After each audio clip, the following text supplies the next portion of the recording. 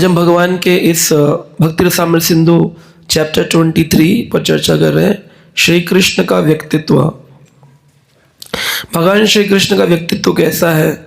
जैसे हर व्यक्ति का एक व्यक्तित्व होता है, भगवान का भी एक व्यक्तित्व है और इतना अद्भुत है, सबके साथ भगवान का एक विशेष संबंध भी है।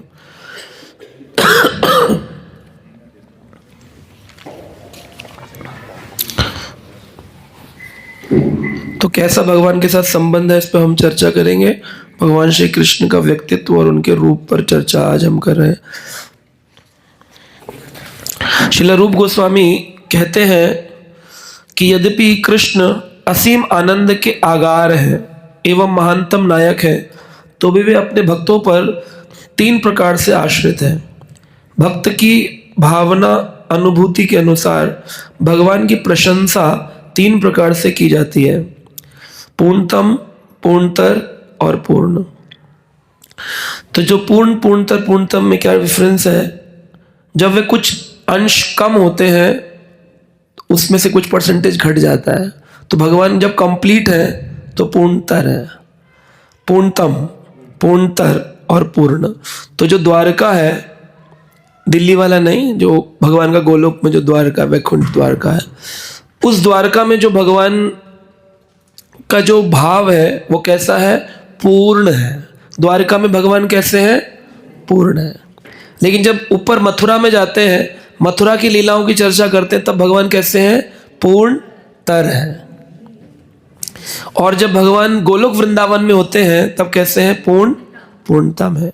सो जैसे हम स्कूल में पढ़ते थे, गुड, बेटर, बेस्ट, पूर्ण, पूर्णतर, पूर्णतम। इसमें कुछ अंश मात्राओं का भेद है। तो सबसे ज्यादा कहां पर है भगवान? अगर देखा जाए 64 गुण और संपूर्ण अंश के साथ वृंदावन भाव में है भगवान। जैसे आज मैं सुबह बोल रहा था कि किसी ने पूछा, अगर हम राम भक्ति करते हैं और साकेत धाम गए तो क्या बुरा है? बुरा नहीं है, साकेत धाम भी अच्छा है। भगवान के धाम आप जाएं, राम के साथ मर्यादा पुरुषोत्तम लीलाओं में आप योगदान करेंगे। लेकिन राम के धाम में आप राम के कंधे पर नहीं चढ़ सकते। राम जी के कंधे पर चढ़ेंगे तो हनुमान जी गदा मार के नीचे उतारेंगे। तमीज नहीं है तुमको साकेत धाम में रहने के लिए, नीचे उतर जाओ। लेकिन गोलोक में कृष्ण के कंधे पर चढ़ेंगे तो कोई तकलीफ नहीं, कृष्ण बड़े प्रसन्न होंगे, है ना। मधुमंगल को कंधे पर चढ़ा लेते हैं, श्री दामा को कंधे पर चढ़ाते हैं, कभी वो उसके कंधे पर चढ़े जाते हैं। तो ये जो आदान प्रदान है ये पूर्णतम है। पूर्णतर कैसा है? मथुरा में मथुराधीश भगवान कृष्ण है, लेकिन बांसुरी नहीं है मथुरा में, वेणु वादन नहीं करते हैं। द्वारिका में कोई वेणु वादन नहीं है। चक्र धारण नहीं करते कहाँ? वृंदावन में। वृंदावन में धनुष धारण नहीं करते। जरासंध से जब युद्ध किया, सारंग धनुष धारण किया, लेकिन जब पूतना को मारा तब धनुष था। तो वृंदावन में धनुष नहीं और मथुरा में वेणु नहीं। तो ये जो भेद है, भगवान श्री कृष्ण का वेणु वादन, उनकी जो रास लीला है, जो माधुर्य तत्व है, वो केवल गोलोक वृंदावन में है। तो हमें उन्हीं की भक्ति करनी है। कृष्ण के व्यक्तित्व का विश्लेषण 4 भाग में किया गया है। धीरो दाता, धीर ललितः, धीर प्रशांतः और धीर उद्धत। ये 4 धीर बताए गए भगवान। ये भगवान का व्यक्तित्व है। जैसे कोई व्यक्ति क्रोधित हो जाता है, कोई व्यक्ति परेशान हो जाता है, कोई व्यक्ति दुखी हो जाता है, भगवान 4 प्रकार से धीरवान है। धीरस तत्र न मुह्यति, भगवान ने गीता में कहा ना।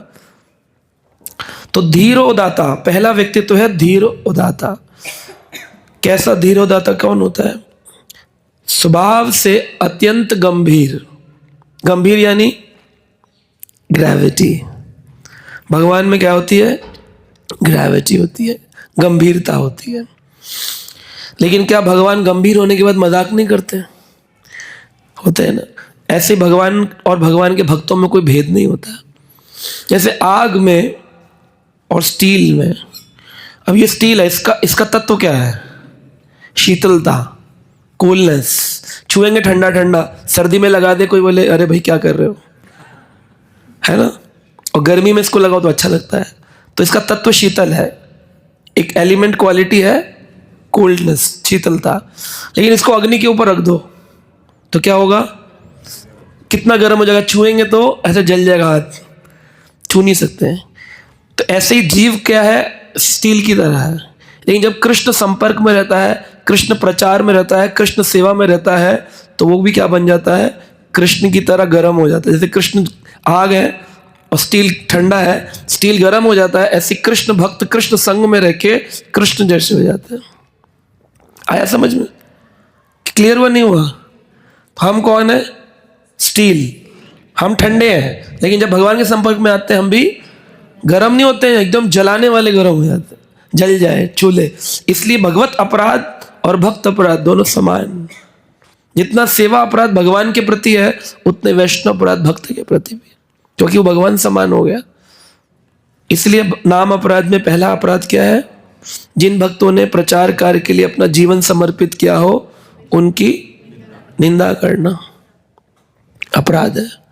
अपराध का मतलब क्या है? राध यानी राधा रानी, अप यानी दूर, उप यानी नजदीक, अप यानी दूर। उपवास व्रत को कहते हैं जब भगवान के नजदीक रहा जाए, उपवास। अप यानी दूर, राधा रानी से दूर हो गए, राधा भक्ति से दूर हो गए, तो क्या हो गया? अपराध हो गया। तो जब अपराध हो गया तो फिर भक्ति आगे नहीं बढ़ पाएगा। इसलिए स्वभावतः भगवान गंभीर है और भगवान के भक्त भी क्या है? गंभीर है। कैसे गंभीर है? क्या भगवान हमेशा ऐसे खड़े रहते हैं? लेकिन भगवान तो स्माइल करते हैं ना। कभी कभी डिवोटी गंभीरता का मतलब समझता है कि now we can not smile, we can not laugh. ऐसा नहीं है। गंभीर राघव प्रभु गंभीर भक्त हैं। तो बताएंगे प्रभु जी गंभीर रहने का मतलब क्या है? हमेशा टेंशन में रहना। गंभीर का मतलब है ग्रेविटी। ग्रेविटी का मतलब है किसी व्यक्ति के अंदर भक्ति तत्व का तत्व प्रकट हो। मैं कल वर्णन कर रहा था, गुरु तत्व का प्रकट होना। गुरु का मतलब क्या? हैवी। आपका उपदेश, आपका ज्ञान, आपकी भक्ति दूसरे नए व्यक्ति के ऊपर हैवी हो। तो शिष्य कब गुरु का ज्ञान ले सकता है? जब शिष्य अपने गुरु में गुरुत्व देखने की शक्ति रखता हो। अगर शिष्य को गुरु में गुरुत्व ही नहीं है तो शिष्य के हृदय में कभी ज्ञान का प्रकट नहीं हो सकता है। तो गुरु जी का आकर्षण क्या है? बोले गुरुत्व ही गुरु जी का आकर्षण है। उसी आकर्षण से शिष्य नित्य प्रतिदिन गुरु के संरक्षण में रहने की अभिलाषा युक्त करता है। तो गुरु जी का आकर्षण क्या है? बोले जी एक ग्रेविटेशनल फोर्स होती है, उसको हिंदी में क्या कहते हैं? गुरुत्व। तो गुरु के अंदर जो गुरुत्व है वही भक्त को आकर्षित कर रही है। और अगर भक्त को अपने गुरु में गुरुत्व ही नहीं दिख रहा तो वो कभी आकर्षित नहीं हो सकता है। और गुरुत्व आकर्षण को हिंदी में क्या कह रहे हैं? इंग्लिश में क्या कह रहे हैं? ग्रेविटी। ग्रेविटी को हम गंभीरता भी कहते हैं। तो वो लोग बोलते हैं ना यार उसकी बात में बड़ी ग्रेविटी थी, पकड़ थी, बड़ी गंभीरता वाली बात थी, उसकी फिलॉसफी बड़ी गंभीर थी। वाई? क्योंकि वो कृष्ण का हो गया। तो जब व्यक्ति कृष्ण का हो जाएगा उसकी गंभीरता भी होगी, लेकिन धीरवान भी होगा, लेकिन प्रसन्न भी होगा। ब्रह्म भूता प्रसन्नात्मा न शोचति न कांक्षति समा सर्वेषु भूतेषु मत भक्ति लभते पराम। तो शोचति का मतलब क्या है? शोक नहीं करता। और कांक्षति, कामना नहीं। अब ऐसे तो बहुत लोग मिल जाएंगे, ना सोचते हैं, शोक करते हैं, ना कामना करते हैं, लेकिन डिप्रेशन में चले जाते हैं। कह रहे हैं अब हमने ना प्रभु जी एक्सेप्ट कर लिया, लाइफ को जैसी तैसी हुई है, अब हमारे जीवन में कोई एक्सपेक्टेशन नहीं है, प्रभु ने जो दिया काट लेंगे, दुखी होकर काट लेंगे। काटना नहीं है। शोचति कांक्षति से पहले क्या उपदेश है? ब्रह्मभूत प्रसन्नात्मा। आप मेट्रो में निकल जाओ कभी, कितने प्रसन्नात्मा दिखेंगे आपको? परेशान आत्मा दिखते, सब परेशान है, आंखें लाल है, मोबाइल में लगे हुए हैं, टेंशन, स्ट्रेस, कोई भी परेशानी हो जीवन की। लेकिन अगर आप ब्रह्मभूत हो गए हैं तो आप परेशान नहीं होंगे। तो आपके हृदय में एक प्रसन्नता अनुभव होती रहेगी। उस प्रसन्नता से ही ना शोचती, ना फिर आप शोक करेंगे, ना कांक्षति। प्रभुपाद जी बोले बड़ा बड़ा प्लान करी बड़े बड़े प्लान बनाते हैं, लेकिन वो क्या होते हैं, सारे प्लान नष्ट हो जाते हैं, क्योंकि हमारा और आपका प्लान नहीं चलता। किसका चलता है? कृष्ण का प्लान चलता है। सो कृष्ण का प्लान चलाने का मतलब है स्वीकार करो। एक बार एक नाव चल रही थी, उस नाव में एक साधु बैठे थे और अन्य भक्त भी बैठे थे। अब नाव जो थी वो मझधार समझते हैं, मध्य में जाके जहाँ गहरा पानी था नाव डूबने लग गई। तो सारे लोग प्राय भारत के तो प्रार्थना करते ही हैं, कोई गणपति को पुकार रहा है, कोई देवी जी को, कोई शिव जी को, सब पुकार रहे थे। एक संत थे कृष्ण भक्त, वो कुछ नहीं पुकार रहे थे, वो बड़े खुश हो रहे थे। और वो क्या कर रहे थे, नदी का पानी उठाकर नाव में डाल रहे थे। लोग बोले बड़ा पागल आदमी, सारी दुनिया तो परेशान होकर प्रार्थना कर रही है, हे प्रभु बचा ले, हे प्रभु रक्षक, हे रक्षक, हे रक्षक, और ये पानी डाल रहा है और बड़े प्रसन्न हो रहे हैं। बीच बीच भंवर में मेरी नैया डगमग डगमग डोले, बीच भंवर में मेरी नैया डगमग डगमग डोले और पानी डाल दे। और लोग बोले पागल है ये तो, कृष्ण भक्त हो गया, पागल है ये तो। अब जैसे जैसे सबने प्रार्थना करी तो भगवत कृपा से या प्रार्थना से उनकी नैया नदी के किनारे लग गई, बच गए। सब बोले हो प्रभु, प्रभु बचा लिया, प्रभु बचा लिया। सब तो उतर गए, ये पानी निकाल के बाहर फेंक रहा है नाव से। तो एक आदमी बोला महाराज बड़े पागल हो यार।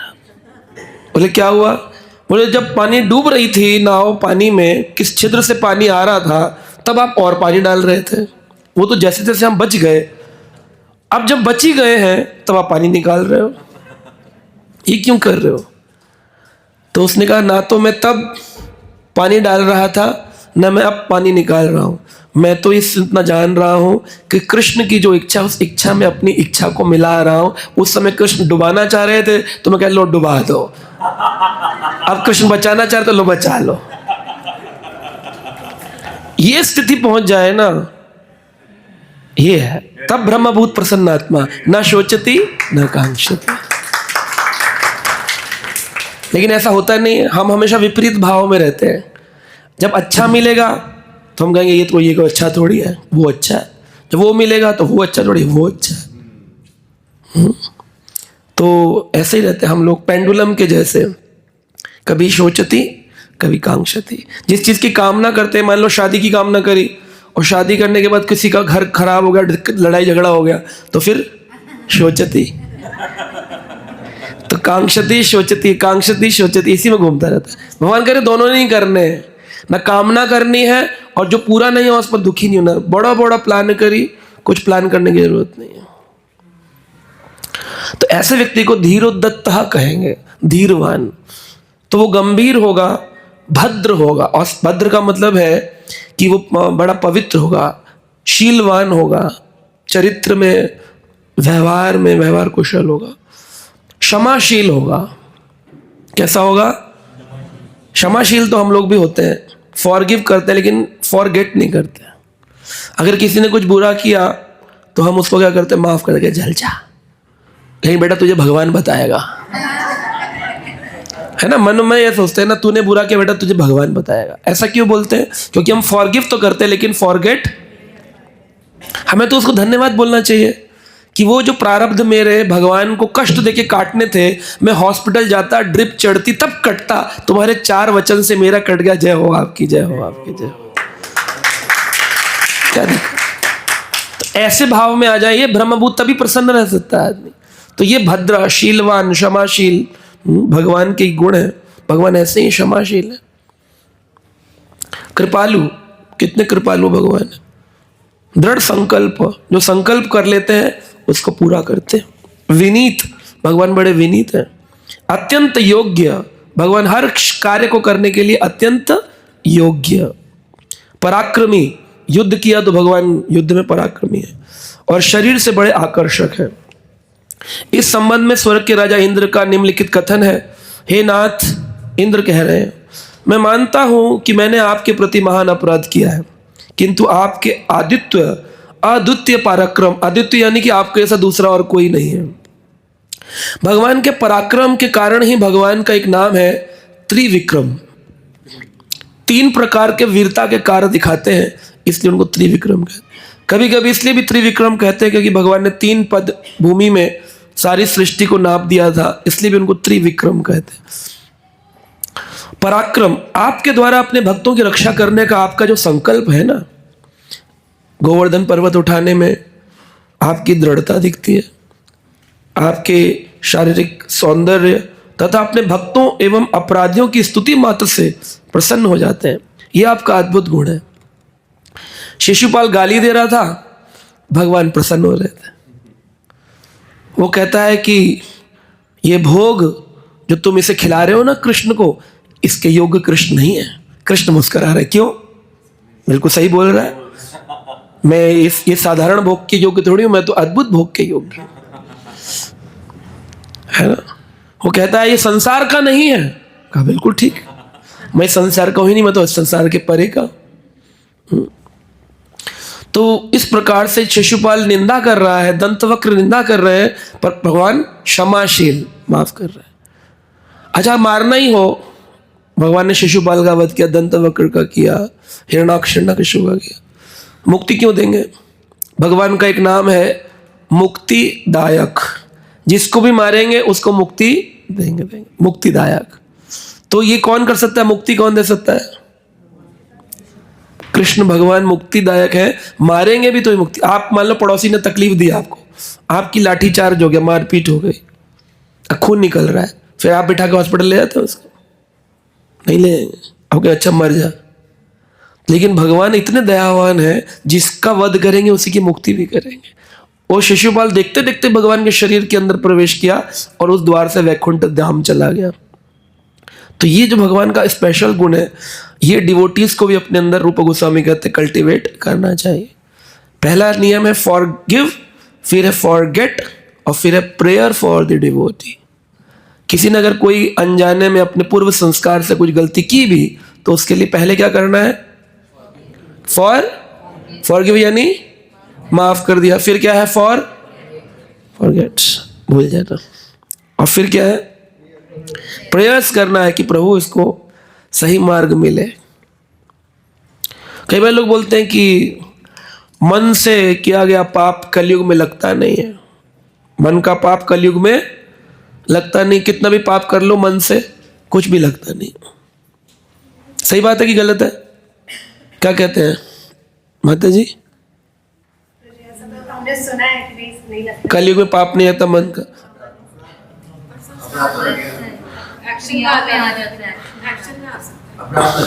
अपराध लगता है, आपने बोला। लेकिन अगर किसी ने बुरा किया हो तो मन में नहीं आता कि यार भगवान इसको देखना, आप आता है कि नहीं? तो इसका फल मिलेगा कि नहीं मिलेगा? इसका भी फल मिलेगा। If you want that somebody should learn through difficulties of life, you will get the difficulty to learn that situation in your life. इतना रेसिप्रोकेशन होता है फॉर एवरी एक्शन। बन के धरातल पे आपने सोचा कि इसको कष्ट मिले और ये सीखे, तो आपके लिए भी आपने सिचुएशन क्रिएट कर लिया, आपको भी कष्ट मिलेगा, तभी आप सीख पाएंगे इसको। ये नहीं होता कि आपका प्लेन चलेगा, उसको कष्ट आते रहेंगे। ऐसे हमारे पूर्वजों ने नहीं लिख दिया, बड़े बड़े भक्तों ने गाया कि जो तो को कांटे बोए बाए बोए तू फूल, तेरे फूल के फूल हैं बाको है। सो वो ये सब सिद्धांत शास्त्र के उठाए गए हैं, कहावतें नहीं है केवल कहने के लिए। तो जो धीर है, धीर उदत्त, रामचंद्र भगवान धीर उदत्त है। भगवान रामचंद्र के सभी गुणों श्री कृष्ण चरित्र में समाविष्ट है। जो कृष्ण में गुण है वो राम में भी है, जो राम में गुण है वो कृष्ण में भी है। वेणुवादन वो अलग बात है, लेकिन वैसे देखा जाए तो राम जी भी उद्धारक हैं, जिसको मारते उद्धार करते हैं, कृष्ण भी उद्धार करते हैं। लेकिन एक शिक्षा ये है कि जो कृष्ण जब उद्धार करते हैं तो उसको वैकुंठ प्रदान करते हैं, लेकिन जब भगवान के अवतार उद्धार करते हैं तो केवल स्वर्ग लोक की प्राप्ति होती है, उसको वैकुंठ की प्राप्ति नहीं होती। अगर राम जी ने रावण को वध किया तो रावण कहां जाएगा? स्वर्ग। लेकिन भगवान ने अगर कंस को मारा तो वो कहां जाएगा? वैकुंठ। ये डिफरेंस है कृष्ण में और कृष्ण के अवतारों में। अगर भगवान नरसिंह ने हिरण्याकश्यप को मारा तो कहां जाएगा? स्वर्ग। लेकिन अगर भगवान से कोई प्रेम करे, कृष्ण से प्रेम करे तो कहाँ जाएगा? गोलोक। नरसिंह से प्रेम करे तो गोलोक थोड़ी जाएगा, नरसिंह वैकुंठा। वराह से प्रेम करे तो कहाँ जाएगा? वराह वैकुंठा। 24 वैकुंठ है, उन्हीं वैकुंठों में प्रवेश करेगा। तो ये भगवान के और भगवान के प्रदत्त अवतारों में भेद है। जो स्वयं भगवान है और जो भगवत अवतार है उनमें भेद है। रामादिषु मूर्तिषु कला नियम तिष्ठन् नाना अवतार मकरंद भुवनेषु किंतु कृष्णस्तु भगवन परम पुमानयो गोविंदमादि पुरुषम तम अहम भजामि। राम आदिशु मूर्तिषु, राम और अन्य अन्य जितनी मूर्ति है उनमें भेद है। राम जी से प्रेम किया तो कहाँ जाएंगे? साकेत वैकुंठा, नॉट गोलोक वृंदावन। राम जी के कंधे पर नहीं चढ़ सकते, राम जी के साथ रासलीला नहीं कर सकते, राम जी के साथ में जल क्रीड़ा नहीं कर सकते, राम जी का वेणु वादन नहीं श्रवण कर सकते। वहाँ मर्यादा है, मर्यादित रूप में भगवान अपनी कृपा करेंगे। तो राम जी से प्रेम किया तो वैकुंठ, राम जी से बैर किया तो स्वर्ग। राम जी को तो बैर करो या प्रेम करो, कृपा तो मिलनी, मुक्ति। तो कई बार लोग मुक्ति का मतलब समझते वैकुंठ, लेकिन मुक्ति शब्द का अर्थ अलग जगहों पर अलग अलग प्रकार से प्रादुर्भूत हुआ है। अगर केवल राम जी बोले रावण की मुक्ति हो गई तो कहाँ मुक्ति हो गई? नरक से मुक्ति हो गई, स्वर्ग प्रवेश हुआ। और इसका कारण भी है, जब वैकुंठ से जय विजय को निकाला गया तो जब तक जय विजय कृष्ण के संपर्क में नहीं आएंगे वापस वैकुंठ प्रवेश नहीं है। जब भगवान हिरणाक्ष और हिरण्यकश्यप को मारने के लिए आए नरसिंह और वराह बन के, तो कहाँ गए वो? अगर वैकुंठ वापस चले गए और फिर अगले युग में दोबारा आएंगे तो वैकुंठ प्रवेश तो हो ही गया ना, लेकिन होगा नहीं, कहाँ जाएंगे? स्वर्ग। इंद्र के पास बंदी बन के रहेंगे, फिर जब दूसरा युग आएगा तो फिर स्वर्ग से रावण और कुंभकर्ण बन के आएंगे। और फिर जब राम जी मारेंगे तो कहाँ जाएंगे? स्वर्ग। फिर कहाँ आएंगे? शिशुपाल और दंत। अब कौन मार रहे हैं? स्वयं भगवान। अब कहाँ जाएंगे? वैकुंठ। तो जय विजय का देख लो, आप पहुंचेंगे वैकुंठ तभी जब कृष्ण मारेंगे, है कि नहीं? टेक्निकली भी और आपके ये शास्त्रिक भी तरीके से बिल्कुल मैच होती है बात। क्योंकि अगर राम जी मारे वैकुंठ चले गए तो फिर वैकुंठ से दोबारा तो गिरेंगे नहीं। लेकिन 3 बार में जाना, इसीलिए लोग बोलते भगवान द्वापर में क्यों आया? अगर आना था तो गोविंद सतयुग में क्यों नहीं आया? जय विजय के कारण जय विजय को मुक्त भी तो करना है। जगाई मदाई का ऐसा वर्णन आता है, लेकिन वो जय विजय नहीं है। लोग बोल देते हैं ऐसे भावावेश में कि जगाई मदाई जय विजय है, क्योंकि वो चैतन्य महाप्रभु को भी बोलते हैं कि वो भगवान चैतन्य का वर्णन तो आता है कि वो श्री कृष्ण ही है छन्न रूप में, छुपे हुए रूप में, और जय विजय का ऐसा वर्णन नहीं आता। अच्छा, जो राम जी की लीलाएं होती हैं जितनी बार, जैसे रामलीला हुई त्रेता युग में, फिर सतयुग, त्रेता, द्वापर, कलयुग, फिर क्या आया? सतयुग, फिर आया त्रेता। क्या फिर राम आएंगे? आएंगे कि नहीं आएंगे? कब आते हैं राम जी? राम जी जैसे ब्रह्मा जी का एक दिन है, उस एक दिन में 1000 बार चतुर्युग होगा। 1000 बार, यानी कि 14 मनु होंगे और हर मनु 71 चतुर्युग में जाएगा। तो जो 71 चतुर्युग है उसमें 28वीं में कृष्ण आते हैं और 24वीं में राम आते हैं हर बार। तो हर बार क्या राम जिनका वध करते हैं रावण कुंभकर्ण, क्या वो जय विजय होते हैं हर बार? नहीं। चैतन्य चरितामृत आदि लीला 5वें अध्याय में कृष्णदास कविराज गोस्वामी ने बोला नहीं, जय विजय केवल एक ही बार आते हैं। यानी कि 1000 बार जब आ रहे हैं भगवान कृष्ण, एक ही बार तो आ रहे हैं 1000 साइकिल में, ऐसे राम भी एक ही बार आ रहे हैं। बाकी समय क्या हो रहा है? बाकी समय जो राम आ रहे हैं लेकिन उसमें जय विजय नहीं आकर के कोई जीवात्मा, आसुरी जीवात्मा ही रावण कुंभकर्ण बन। तो कई बार लोग ऐसा बोल देते हैं, मैंने सुना डिवोटीज, हम रावण का पुतला इसलिए नहीं जलाते क्योंकि वो जय विजय है। ठीक है, उसका भाव हो सकता है उस भक्त का, लेकिन असलियत में जय विजय हर बार जय विजय नहीं है। ये प्रूफ किया चैतन्य महाप्रभु ने। आदि लीला 5वां अध्याय चैतन्य चरितामृत। त्रेता युग में कौन आएगा? राम जी के बदले? हाँ जी, राम जी तो आएंगे, लेकिन जय विजय नहीं आएंगे, जय विजय नहीं आएंगे। उनके साथ पापी आत्माओं का उद्धार करना। जब जब होए धर्म की हानि, बाड़े असुर अधम अभिमानी, तब तब प्रभु ले विविध शरीरा, हरहि दयानिधि सज्जन पीरा। सज्जन भक्तों की पीड़ा को हरने के लिए प्रभु अलग अलग रूप लेंगे। लेकिन जय विजय तो 3 ही बार आए ना, तो 1000 चतुर्युग में ब्रह्मा जी के एक दिन में एक ही बार जय विजय की लीला होती, बार बार नहीं होती है। और इस बार जो त्रेता युग आया, इसमें राम आए ही नहीं। 28वीं चतुर्युग में भी त्रेता युग आया, क्योंकि राम तो केवल 24वीं में आते हैं। 25 में भी नहीं आए, 26 में भी नहीं आए, 27 में भी नहीं आए, 28 में भी नहीं आए। लोग यही बोलते हैं सतयुग में ये आए, त्रेता में ये आए, द्वापर में ये आए। लोगों को इसकी अलग पता नहीं है। हाँ, तो त्रेता में राम नहीं आए, और इस बार तो त्रेता युग भी पूरा नहीं आया। हर बार त्रेता युग कितना लंबा होता है? 12,96,000 वर्षों का त्रेता युग होता है। इस बार कितने युग था? केवल 5,000 वर्ष का। क्योंकि जैसे ही त्रेता युग प्रारंभ हुआ, संतों को खबर मिली कि द्वापर युग में कृष्ण आने वाले। तो भागवत में लिखा है युगों का अतिक्रमण हो गया, ओवरलैपिंग। जैसे 2 तिथियां आती हैं, 10वीं एकादशी द्वादशी, तो कभी कभी क्या होता है 3 तिथियां मिल जाती है, 10वीं एकादशी द्वादशी। लोग बोलते ये क्या है? तो बोले ये है ना त्रिस्पर्शा एकादशी है, 3 तिथियों का स्पर्श हुआ है, त्रिस्पर्शा करते हैं ना, त्रिस्पर्शा एकादशी। ऐसे इस बार क्या हुआ, सतयुग के बाद सीधा द्वापर युग आया, बीच में कुछ कम समय के लिए ही त्रेता युग आया। जैसे त्रेता युग शुरू हुआ, सारे साधु संत बोले अरे जल्दी करो, त्रेता युग जीकर क्या करेंगे, कृष्ण को देखना, जल्दी द्वापर आ जाए। तो अतिक्रमण हो गया, शॉर्ट हो गया त्रेता युग। त्रेता और द्वापर का ओवरलैपिंग हो गई।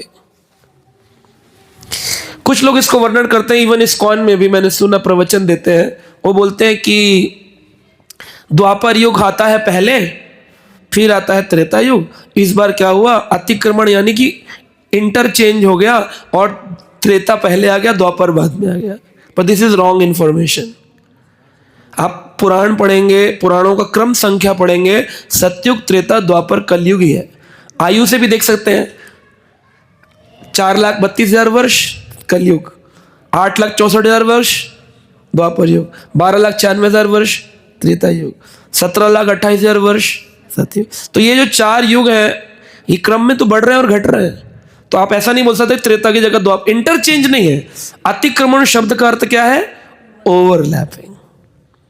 तो ये मैंने 10 भक्तों से, बड़े बड़े से पूछा, तब जाके एक महाराज जी से बात कंफर्म हुई। वरना जनरली डिवोटीज जो क्लासेस देते हैं वो लोग सोचते हैं इंटरचेंज, और वो बोल भी देते हैं नहीं पता होगा, ठीक है जो भी, पर इसका गहरा अर्थ है ओवरलैपिंग। 2 तिथियों का ओवरलैप जैसे होता है, 10वीं 11वीं 12 त्रिस्पर्शा एकादशी। ऐसे इस बार सतयुग त्रेता द्वापर का क्या हुआ, अतिक्रमण हुआ। त्रेता युग शॉर्ट ड्यूरेशन हुआ, सीधा द्वापर प्रारंभ हुआ इस वाली 28वीं चतुर्युगी के अंदर। क्योंकि कृष्ण आने थे, चैतन्य महाप्रभु आने थे, उनको दर्शन की अभिलाषा उत्कंठित थी। तो ये जो है भगवान का धीर उद्दत्ता, बड़े धीरवान है भगवान। दूसरा गुण है धीर ललिता। धीर ललित वह व्यक्ति है जो स्वभाव से विनोदशील है। विनोदशील क्या होता है? हंसी मजाक वाला, नकली वाला नहीं। विनोद का मतलब होता है बिना किसी को कष्ट दिए हंसी।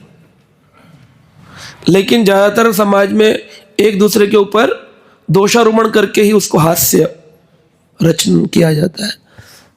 विनोदशील भगवान है। सदैव तरुण रहने वाला, उसे कहते हैं धीर ललिता। तरुण यानी युवा रहने वाले। कृष्ण कैसे हैं? सदा कैसे रहते हैं? 16 साल के। ना उनकी उम्र घटती है ना बढ़ती है। बोले अरे वो तो वृंदावन में लाला बने थे ना, छोटे तो हुए थे, तो कैसे छोटे हो गए? भगवान के डिफरेंट डिफरेंट फ्रेम है। जीव गोस्वामी कहते हैं फ्रेम्स बने हुए। जब उनको बाल गोपाल की लीला करनी होती है तो ये वाले को एक्टिव कर देते हैं। जब उनको पौगंड की लीला करनी, ये एक्टिव हो गया। किशोर की करनी है। प्रतिदिन प्रति क्षण के फ्रेम्स हैं। जैसे आप अगर मूवी देखें, पूर्व जन्म तो नहीं, पूर्व काल, आज से कुछ वर्ष पूर्व, अभी तो एआई का जमाना है, अलग अलग अलग अलग ड्राइंग्स होती थी और उनको तेज गति से चलाते थे, लगता था कि ऐसे ऐसे ऐसे कार्टून चल रहा है। तो हमारा भी प्रति क्षण अलग अलग अलग अलग अलग अलग अलग फ्रेम सेट है। देखने में लगता है कि वी आर वर्किंग, लेकिन हम एक्चुअली कार्य नहीं कर रहे हैं। फ्रेम्स है, ऐसे भगवान के फ्रेम्स है। शाश्वत है ना, जो चीज शाश्वत है वो चेंज कैसे होगी? शाश्वत मतलब चेंज नहीं होता। बोलते भगवान शाश्वत, नाम शाश्वत, लीला शाश्वत, तो चेंजिंग कैसे होगी कि भगवान छोटे थे फिर बड़े हो रहे हैं, चेंज कैसे हो रहा है? फ्रेम्स है भगवान के, लेकिन वो कंटिन्यूस चल रहा है तो हमको लग रहा है लीला हो रही है। लीला नहीं है, वो फ्रेम्स है भगवान के। शाश्वत है ना बट रहा है, ना घट रहा है, ना बढ़ रहा है, ना घट रहा है। सच्चिदानंद आत्मा जब आप पैदा हुए थे कितनी बड़ी थी? छोटी सी थी। कितनी? बाल के 10,000 में हिस्सा। सच्चिदानंद आत्मा है। हाथी के शरीर में छोटी है बड़ी है? बड़ी है, उतनी है। चींटी के शरीर में, हमारे शरीर में। तो भगवान भी सच्चिदानंद है, तो वो कैसे चेंज हो जाएंगे? बोले भगवान बदल गए, भगवान बदल ही नहीं सकते, शाश्वत है।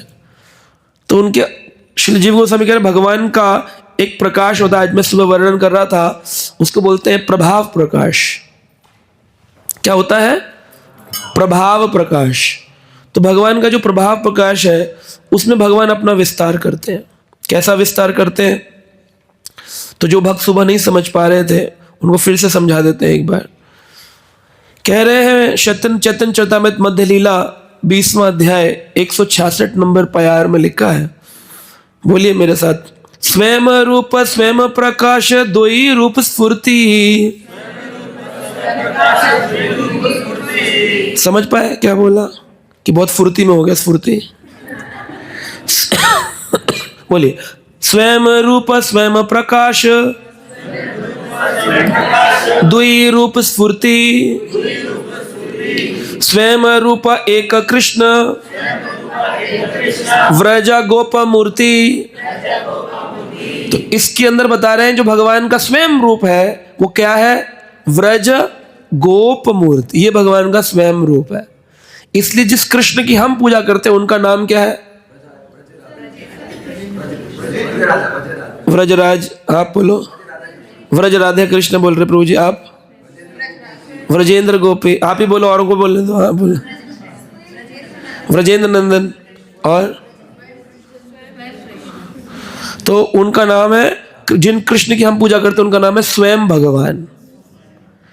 क्या है भगवान का नाम? ये भागवत में वर्णन किया गया है ना, बोले एते चांस कला पुंसा कृष्णस्तु भगवान। ये भगवान कृष्ण जिनका नाम क्या है? भगवान स्वयं। स्वयं भगवान, ये कृष्ण का नाम है, स्वयं भगवान। कोई व्यक्ति बोले कि मैं भगवान हूं, पौंड्रक ने भी बोला मैं भगवान, बोले आप क्या स्वयं भगवान है? वो कंफ्यूज हो जाएगा, ये क्या होता है? बोले आप आश्रय क्लास अटेंड नहीं करते हो, आपको नहीं पता। स्वयं भगवान। कृष्ण कौन है? शिव जी भी भगवान है, शिव जी भगवान है। चौथे स्कंद में जब स्तुति कर रहे हैं प्रचेता, तो शिव जी को भगवान कह के बोल रहे, भगवान शिव हमें वर्णन करिए। लोग बोलते देखिए आपके भागवत में लिखा भगवान शिव। बोला हाँ भगवान शिव भगवान। वो कृष्ण कौन? बोले स्वयं भगवान। कृष्णस्तु भगवान स्वयं। ये वर्ड किसी ना गणपति में मिलेगा, ना दुर्गा में मिलेगा, ना हनुमान में मिलेगा, कहीं नहीं मिलेगा ये। सो स्वयं भगवान, भगवान का नाम है स्वयं भगवान।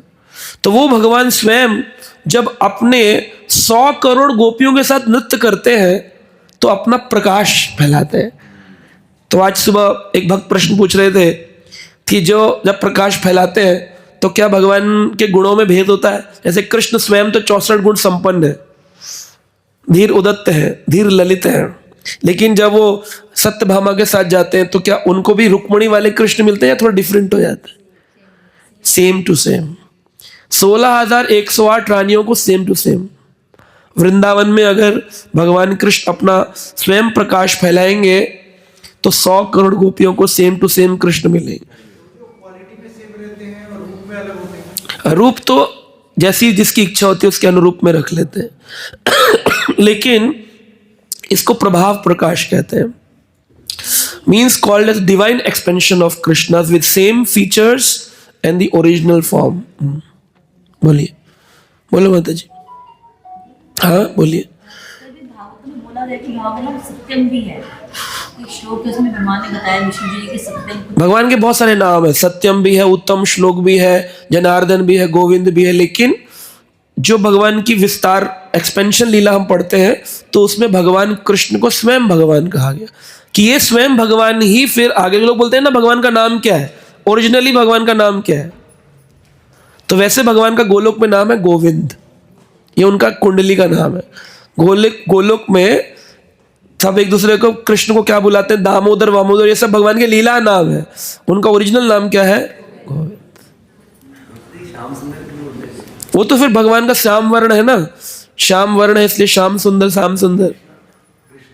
कृष्ण यानी कृषक क्री भूवाचक, जो सर्व का आकर्षण करता ही थे कृष्ण, सबको आकर्षित करते इसलिए कृष्ण। लेकिन देवता भी तो, बलराम भी तो भगवान है, तो वो कैसे पता चलेगा बलराम में और कृष्ण में क्या भेद है? बोले मैं बलराम भगवान हूं, लेकिन ये कौन है, स्वयं भगवान। वहां कृष्ण दिया था गर्गाचार्य जी ने, लेकिन गोविंदम भगवान का आदि नाम गोविंद नाम है। इसलिए आप तिरुपति बाला जाओ तो सब लोग क्या बोलते हैं, गोविंदा गोविंदा गोविंदा। तो गोविंद भगवान का निकनेम, ओरिजिनल नेम है, क्योंकि उनको क्या पसंद है, गायों के रक्षक है गो। इसलिए नमो ब्राह्मण देवाय गो ब्राह्मणताय च जगदिताय कृष्णाय गोविंदाय, है ना। सो भगवान का ओरिजिनल नाम है गोविंद। लेकिन जब हमें समझना हो सृष्टि लीला को, तब हम भगवान का नाम क्या है, स्वयं भगवान। बोले आप कौन से कृष्ण की बात कर रहे हैं, स्वयं भगवान की बात, हम और किसी कृष्ण की बात नहीं कर रहे हैं। बोले कृष्ण हमारे गांव में भी थे, हमारे मोहल्ले में भी कृष्ण रहता है। बोले नहीं नहीं, sorry sorry, we are not talking about that Krishna, we are talking about original god, स्वयं भगवान। ये भेद है। इसी प्रकार जब भगवान सृष्टि का विस्तार करते, कृष्ण से बलराम और बलराम से फिर चतुर्व्यूह, चतुर्व्यूह से नारायण, नारायण से द्वितीय चतुर्व्यूह, फिर महाविष्णु, फिर गर्भोदक्षाय विष्णु, फिर क्षीरोदक्षाय विष्णु। इस विस्तार को वैभव प्रकाश कहते हैं। क्या कहते हैं? जिसमें बॉडीली फीचर भी बदलते हैं, मूड भी बदलते हैं। बलराम जी का जो मूड है वो कृष्ण का मूड नहीं है, लेकिन प्रभाव प्रकाश में जो कृष्ण का मूड है वही उनके 100 करोड़ रूपों का सेम मूड है, गोपी को प्रसन्न करना, रानी को प्रसन्न करना। लेकिन यहां पर बलराम का मूड डिफरेंट है। बलराम चक्र धारण नहीं करते, गदा धारण करते हैं। लेकिन वहां 16,108 को जो कृष्ण मिल रहे हैं उस सेम टू सेम। ये डिफरेंस है प्रभाव प्रकाश में और वैभव प्रकाश। अब भगवान का जो प्रभाव प्रकाश हुआ उसका एक नाम है तद एक आत्म रूपः। तद एक आत्म रूपः, जब भगवान अपना विस्तार करेंगे, वैभव प्रकाश करेंगे, उसमें आप सुन लीजिए ध्यान से, फिर कंफ्यूज होगा दोबारा से।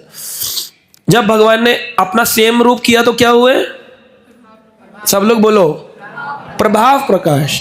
जब भगवान ने अपना विस्तार किया तो क्या हुआ, वैभव प्रकाश।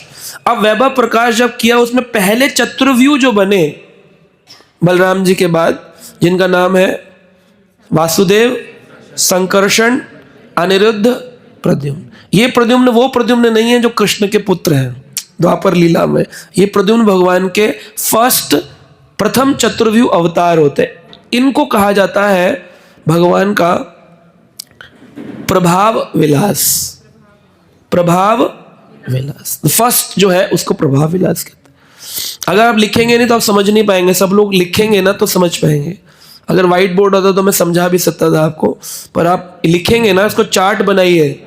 एक कृष्ण है, उनका नाम क्या है, स्वयं भगवान। उन्होंने जब अपना सेम टू सेम किया तो क्या हुआ, प्रभाव प्रकाश। लेकिन जब विस्तार किया तो क्या हुआ, वैभव विकास। तो वैभव प्रकाश में सबसे पहले क्या है, तद एक आत्म रूपम, बलराम जी के रूप में। फिर बलराम जी ने जब पहला किया तो चतुर्व्यूह विष्णु क्या हो गए, प्रभाव विलास। अब जब आगे वो नारायण बनेंगे और नारायण से द्वितीय चतुर्व्यूह बनेंगे, फिर द्वितीय चतुर्व्यूह से वो अपने 6 अवतार, लीला अवतार, गुण अवतार, मनवंतर अवतार, पुरुष अवतार, शक्ति आश्रय अवतार, जितने भी अवतार लेंगे ये सब किस में आएंगे, ये सब आएंगे वैभव विलास के अंदर। तो पहला चतुर्व्यूह हो गया प्रभाव विलास, उसके बाद के जितने विस्तार है वो सब वैभव विलास। क्लियर? तो ये भगवान का अद्भुत स्वरूप है गोलोक वृंदावन धाम के अंदर। उसको श्रील रूप गोस्वामी पाद कह रहे हैं, भगवान समस्त चिंताओं से मुक्त रहते हैं, समस्त चिंताओं से। तो एक भक्त को भी वैसे ही होना चाहिए। एक धीर ललित व्यक्ति समानता ग्रस्त होता है और अपने प्रेमी के प्रति अत्यंत विनम्र होता है। कृष्ण के व्यक्तित्व में धीर ललित का यह गुण है। एक यज्ञ पत्नी द्वारा वर्णित हुआ है, जो वृंदावन में यज्ञ कर रहे ब्राह्मणों में से एक ब्राह्मण की पत्नी थी। तो भगवान कृष्ण को भूख लगी, तो उन्होंने अपने भक्तों को बोला, जाओ यज्ञिक ब्राह्मणों के पास जाओ, चतुर्वेदी हैं, ब्राह्मण हैं, बढ़िया यज्ञ कर रहे हैं, भोजन लगा होगा, ले आओ भूख। आसन ग्रहण करने के बाद वो सब गए। तो कहते हैं वृंदावन में यज्ञ करे ब्राह्मण में से एक ब्राह्मण की पत्नी थी। वह अपनी सखियों से कहती है, एक दिन श्रीमती राधा रानी अपनी सखियों के साथ अपने उद्यान में आराम कर रही थी और तभी उस सभा में श्री कृष्ण आधम के, श्री कृष्ण आ गए। राधा रानी सखियों के साथ रेस्ट कर रही हैं और प्राइवेट रूम के अंदर निकुंज में कृष्ण प्रवेश कर गए। आसन ग्रहण करने के बाद वे राधा रानी के साथ पिछली रात की अपनी रास लीलाओं का वर्णन अत्यंत निर्लज्जता पूर्वक करने लग गए। जब वे इस तरह बतला रहे थे तो राधा रानी बड़े धर्म संकट में फंस गई कि क्यों बता रहे हैं मेरी सखियों को, मेरी गुप्त बातें बता रहे। वे लज्जा का अनुभव कर रही थी और विचार में तल्लीन हो गई कृष्ण के, क्या हो रहा है। कृष्ण इस अवसर का लाभ उठा करके विभिन्न प्रकार के तिलक उनके शरीर के ऊपर, स्तन आदि पर अंकित कर दिए। कृष्ण ने इस कला में अपने को अत्यंत दक्ष सिद्ध कर दिया। इस प्रकार धीर ललित के रूप में कृष्ण गोपियों के संग अपनी तरुण अवस्था का आनंद उठा रहे थे। रूप गोस्वामी कहते हैं, ये जो हंसी भी है, मजाक भी है, उसके अंदर ग्रेविटी भी है, छिछोरे नहीं हो रहे भगवान। इसीलिए ये जो भक्ति रसामृत सिंधु के ग्रंथ के आगे का जो ये ज्ञान है, ये हमें बताता है कि जितनी भी गोपियां हैं, जितनी भी रानियां हैं, ये सब अपराशक्ति का विस्तार है, पराशक्ति का विस्तार है, अपरा नहीं है। पराशक्ति क्या होती है? आत्मा, सच्चिदानंद जितनी भी है ये सब पराशक्ति, पराशक्ति जो कि हमारी बुद्धि के परे की है, ऐसे समझ लो। हाँ। शरीर क्या है? अपरा, और आत्मा क्या है? परा। भगवान कौन सी शक्ति के हैं? भगवान का वैकुंठ धाम कौन सा है? इसलिए भगवान को बोलते परम, परमात्मा, पर जहां पे आया नहीं, परे, हमारे ज्ञान से परे। तो पराशक्ति वैकुंठ। तो जितनी रानियां हैं, जितनी गोपियां हैं, सब कौन है? पराशक्ति का विस्तार है, कोई भी अपराशक्ति नहीं है, संसारी नहीं है। इसलिए भगवान की लीलाएं, अब भगवान यहाँ पर रात की लीलाओं की बातें कर रहे हैं, निर्लज्जता पूर्वक बात कर रहे हैं। अब इसको कोई भौतिक व्यक्ति सुनेगा, उसको लगेगा अरे ये क्या है, क्योंकि वो समझेगा नहीं कृष्ण की दिव्यता क्या है, हु इज कृष्ण। इसलिए भगवान नाटककार है और कहते हैं कि भगवान कामदेव को आदर्श धीर ललित बताते हैं। कामदेव तुम भी धीर ललित हो, किंतु कृष्ण के व्यक्तित्व में धीर ललित के सारे गुण पूरी तरह से मिलते हैं। बाकियों में अंश रूप में होते हैं, लेकिन कृष्ण में धीर ललित, धीर यानी ग्रेविटी और ललित यानी मजाकिया, कॉमेडी। एक गुण है भगवान का धीर प्रशांता। जो व्यक्ति अत्यंत शांत है, सहिष्णु है, विचारवान है, उपकारी है, वह धीर प्रशांत कहलाता है। कृष्ण में यह धीर प्रशांतत्व पांडवों के साथ उनके व्यवहार में प्रदर्शित होता है। भगवान के प्रति पांडवों की श्रद्धा भक्ति से उन्होंने पांडवों की सारथी, परामर्शदाता, मित्र, दूत, अंग रक्षक बनना स्वीकार किया। इतना भगवान धीर प्रशांत है। जब कृष्ण महाराज युधिष्ठिर से धर्म के विषय में बता रहे थे तो महान पंडित के रूप में प्रकट हुए। युधिष्ठिर ने कनिष्ठ ममेरे भाई होने के कारण विनीत स्वर में बोला, जिससे उनके शरीर का सौंदर्य बढ़ गया। उनकी आंखों की गति तथा उनके बोलने के ढंग ने सिद्ध कर दिया था कि वे नैतिक उपदेश देने में अत्यधिक दक्ष थे। विद्वान जन कभी कभी महाराज युधिष्ठिर को धीर प्रशांत मानते।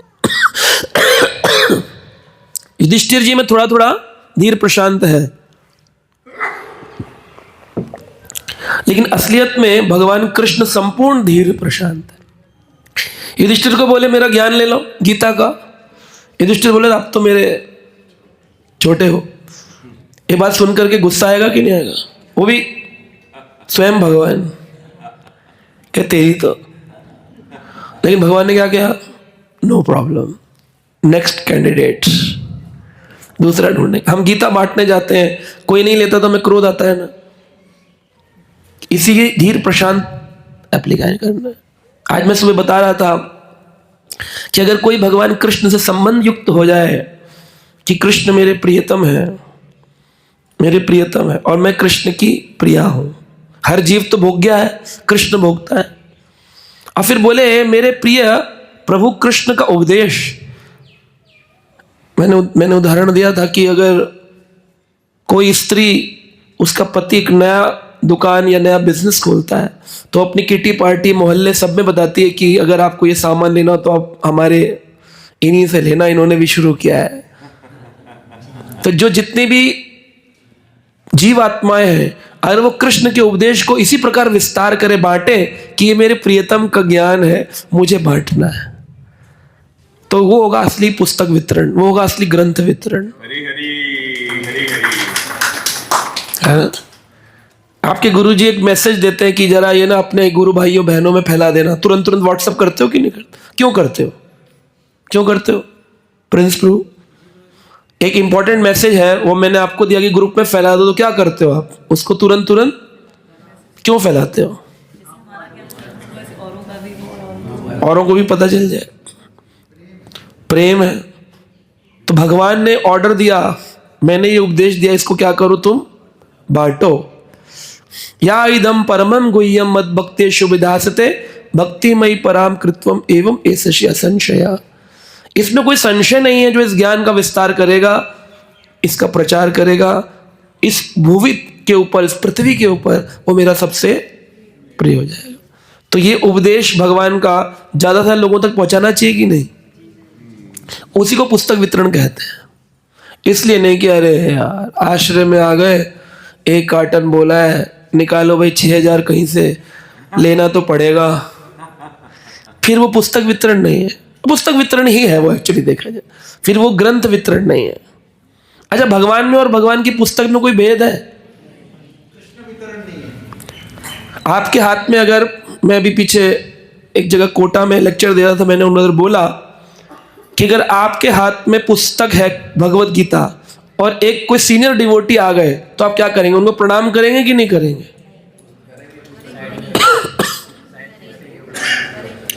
लेक्चर सुन लिया आप लोगों ने लगता।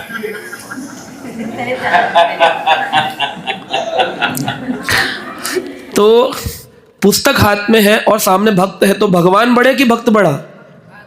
वैसे तो भक्त बड़ा है, लेकिन गीता का अपराध ना हो जाए इसलिए गीता को कहीं ऊंचे स्थान पर रख के फिर प्रणाम कर।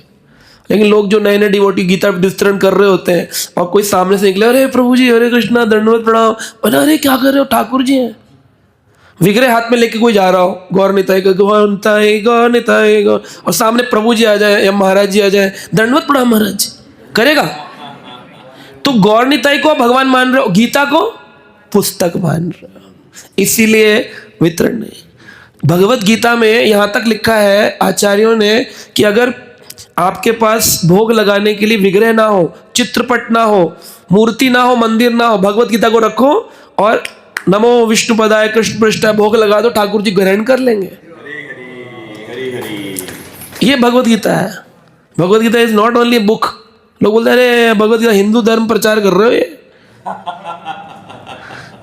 मतलब हिंदू धर्म प्रचार, स्वयं भगवान का उपदेश दे रहे हैं तुमको। प्रभु जी हम तो समझते हैं, लेकिन सामने से पता ही नहीं, वो तो उस बात को नहीं समझता है। अगर वो समझ जाएगा तो फिर आपको प्रचारक क्यों कहेंगे? प्रचारक का मतलब क्या है? जो नहीं समझता उसको समझाना। स्कूल में टीचर रखी जाए, बोले सर मैं दुखी हो गई, बच्चे सुनते ही नहीं, पढ़ते ही नहीं। बोले मैडम आपको क्यों रखा हुआ है? पढ़ाने के लिए रखा है। तो हम जो प्रचारक हैं, भक्त लोग हैं, हमारा क्या है? हमारे जो प्रिय कृष्ण है वो अनेक अनेक लोगों तक पहुंचे ही तो प्रयास करना है। इसमें ना ये सोच के कि आश्रय में है, ना ये सोच के कि द्वारका फंस गए, वहां वाले में तो इतना कोई फोर्स नहीं, यहाँ पे ज्यादा है, ऐसा कुछ। ये विचार त्याग दो और प्रयास करो। अब देखो बड़े बड़े हम कार्य कर सकते, अनेक अनेक लोगों तक हम पहुंचा सकते। जैसे कि हम बोलते हैं किसी तरह तो पढ़ लो, तो अगर मांसाहारी है, पीता है, फिर भी गीता पढ़ लो, कर रहे हैं, गीता की महिमा बताएंगे तो वो लेगा नहीं। क्यों नहीं लेगा? भगवान है ऐसे इसको सोच देते हैं कि हमको मांस खाते हैं, हम उनको हाजिरी नहीं है। आप उनको बोलो आप मांस खाते हो, आप गीता नहीं लोगे, कोई बात नहीं। गंगा जी जाते हो तो गंगा में कैसे नहा लेते हो? वो तो पवित्र है। गंगा में कैसे अस्थि विसर्जन कर देते हो? वो तो पवित्र है। गंगा में कैसे डेड बॉडी डाल देते हो? वो तो पवित्र है। तो बोले जैसे भगवत गीता और गंगा में कोई भेद नहीं है, जैसे गंगा जी भगवान के चरणों से निकली है, भगवत गीता भगवान के मुख से निकलने वाली गंगा है। उसमें आप कुछ भी डालोगे वो पवित्र होता है। ऐसे इस गीता को अपवित्र से अपवित्र व्यक्ति छुएगा तो वह भी क्या होगा? पवित्र। हरी हरी ये बोल, तो ये बोलना है। हम डरते हैं इसलिए क्योंकि हमें प्रेम नहीं है। ना सुने, हमको सुनाना थोड़ी है, हमको बताना है। कोई बात नहीं, उसी के लिए तो धीर प्रशांत बता रहे हैं, उसी लिए तो धीर प्रशांत बता रहे हैं। एक बार भक्ति सिद्धांत महाराज के पास एक व्यक्ति आया, बोले महाराज इन्होंने एक सेंटर शुरू किया है, वहां पर इन्होंने प्रचार किया। भक्ति सिद्धांत महाराज बोले अच्छा कितने लोग आए? उसने मुंह नीचे कर लिया, बोला महाराज मुझे लगता है हमें बंद कर देना चाहिए। 3 हफ्ते हो गए, 4 लोगों ने एग्री किया था, एक ही आया। तो सारे लोग बोले बड़ा प्रचार करेंगे। तो भक्ति महाराज ने अपने गले से माला निकाली और भक्त गले में डाली। तो उन्होंने बोला कि तुमने बहुत बड़ी कृष्ण की सेवा करी। बोले क्यों? बोले हजारों करोड़ों तपती हुई जीवात्माओं में से एक को तुमने पकड़ लिया। जब आप फिश नेट फेंकते हो मछली पकड़ने के लिए कांटा, तो कितनी मछली पकड़ती? एक मछली खींचते। आपने फेंका फिश नेट, उसमें एक भी जीवात्मा को सेव कर लिया आपने, तो you have done your task, only one. लेकिन अगर आप एक को भी नहीं बचा पाए तो फिर गड़बड़। तो at least you can save 1 person. धीर प्रशांत इस प्रकार से भगवान है। और आखिरी गुण इसका बताया गया है भगवान का, धीर उद्धत। जो व्यक्ति अत्यंत ईर्ष्यालु है, घमंडी है, क्रोधी है, अशांत है, आत्मश्लाघी है, वो विद्वान जन धीर उद्धत कहते हैं। जो ईर्ष्यालु है, घमंडी है, क्रोधी है, अशांत है, आत्मश्लाघी है। आत्मश्लाघी क्या होता है? आत्मश्लाघी का मतलब होता है अपने गुण गाने वाला। मुंह मियाँ मिट्ठू बोलते हैं ना आप लोग, उसी को संस्कृत में आत्मश्लाघी कहते हैं। आत्मश्लाघी, और आत्मश्लाघी नेगेटिव है। आत्मश्लाघ करने से आत्मश्लाघी होने का पाप लगता है, आत्मश्लाघात बोलते हैं। तो क्रोधी, घमंडी, ईर्ष्यालु, अशांत और आत्मश्लाघात, सेल्फ ग्लोरिफिकेशन इस आत्मश्लाघी। जितना क्रोधी को दंड मिलेगा, जितना ईर्ष्यालु को दंड मिलेगा, जितना घमंडी को दंड मिलेगा, जितना अशांत को दंड मिलेगा, उतना आत्मश्लाघी को भी दंड मिलेगा।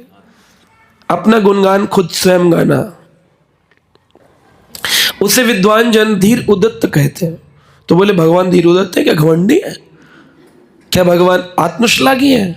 बोले ऐसे गुण कृष्ण का चरित्र में देखे जाते हैं, क्योंकि जब वह काल यवन के पत्र लिख रहे थे तो उन्होंने उस पापी मेंढक कह करके संबोधित किया। उसको क्या कहा? पापी मेंढक। तो भगवान ने अपना एक गुण दिखाया। कृष्ण ने अपने पत्र में कालयवन को सलाह दी थी कि तुरंत किसी अंधे कूप में निवास ढूंढ के कूद जाए। मेंढक जाके किसी अंधे कुएं में क्योंकि कृष्ण नामक काला नाग ऐसे समस्त पापी मेंढकों को खाने वाला है। अपने को क्या बोले? काला नाग, और कालीवन को बोले मेंढक। जाके कुएं में गिर जा, मैं आऊंगा, काला नाग कृष्ण तुझे खाने वाला। ये पत्र लिख के भेज। वो तो भटक गया पूरा, भड़क करके बड़ी अक्षुणी सेना लेकर के उसने मथुरा पर आक्रमण किया। कृष्ण का उपयुक्त कथन द्वेषपूर्ण लग सकता है कि कृष्ण द्वेषी है, कालियवन को मेंढक कह रहे हैं, लेकिन भगवान तो कहते हैं समोहम सर्वभूतेषु न द्वेषो न अस्ति न प्रिय, I am equal to all, I am equipoised. then why Krishna is saying such negative words? तो कहते हैं कि कृष्ण के धीर उद्धत गुणों का महान स्वीकार किया गया, क्योंकि अपने भक्तों की रक्षा के लिए ही कृष्ण उनका उपयोग करते हैं। कृष्ण को किसको रक्षा करनी थी?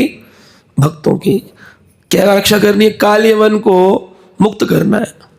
अगर उसको भगवान ऐसे उच्चारण ना करते तो मथुरा की ओर नहीं आता, मथुरा की ओर नहीं आता तो उसको वरदान मिला था कि कृष्ण भी तेरा वध नहीं कर सकते, कृष्ण वध नहीं कर सकते। अब कैसे वध करवाए इसका वध नहीं करे तो मथुरा वासियों को तकलीफ दे रहा है, उधर जरासंध आक्रमण कर रहा है, उधर राजा मुचुकुंद देवताओं की कृपा पाकर एक गुफा में लेटे हैं और वरदान मांगा है कि मैं इतना सोऊं कि कोई उठाए ना।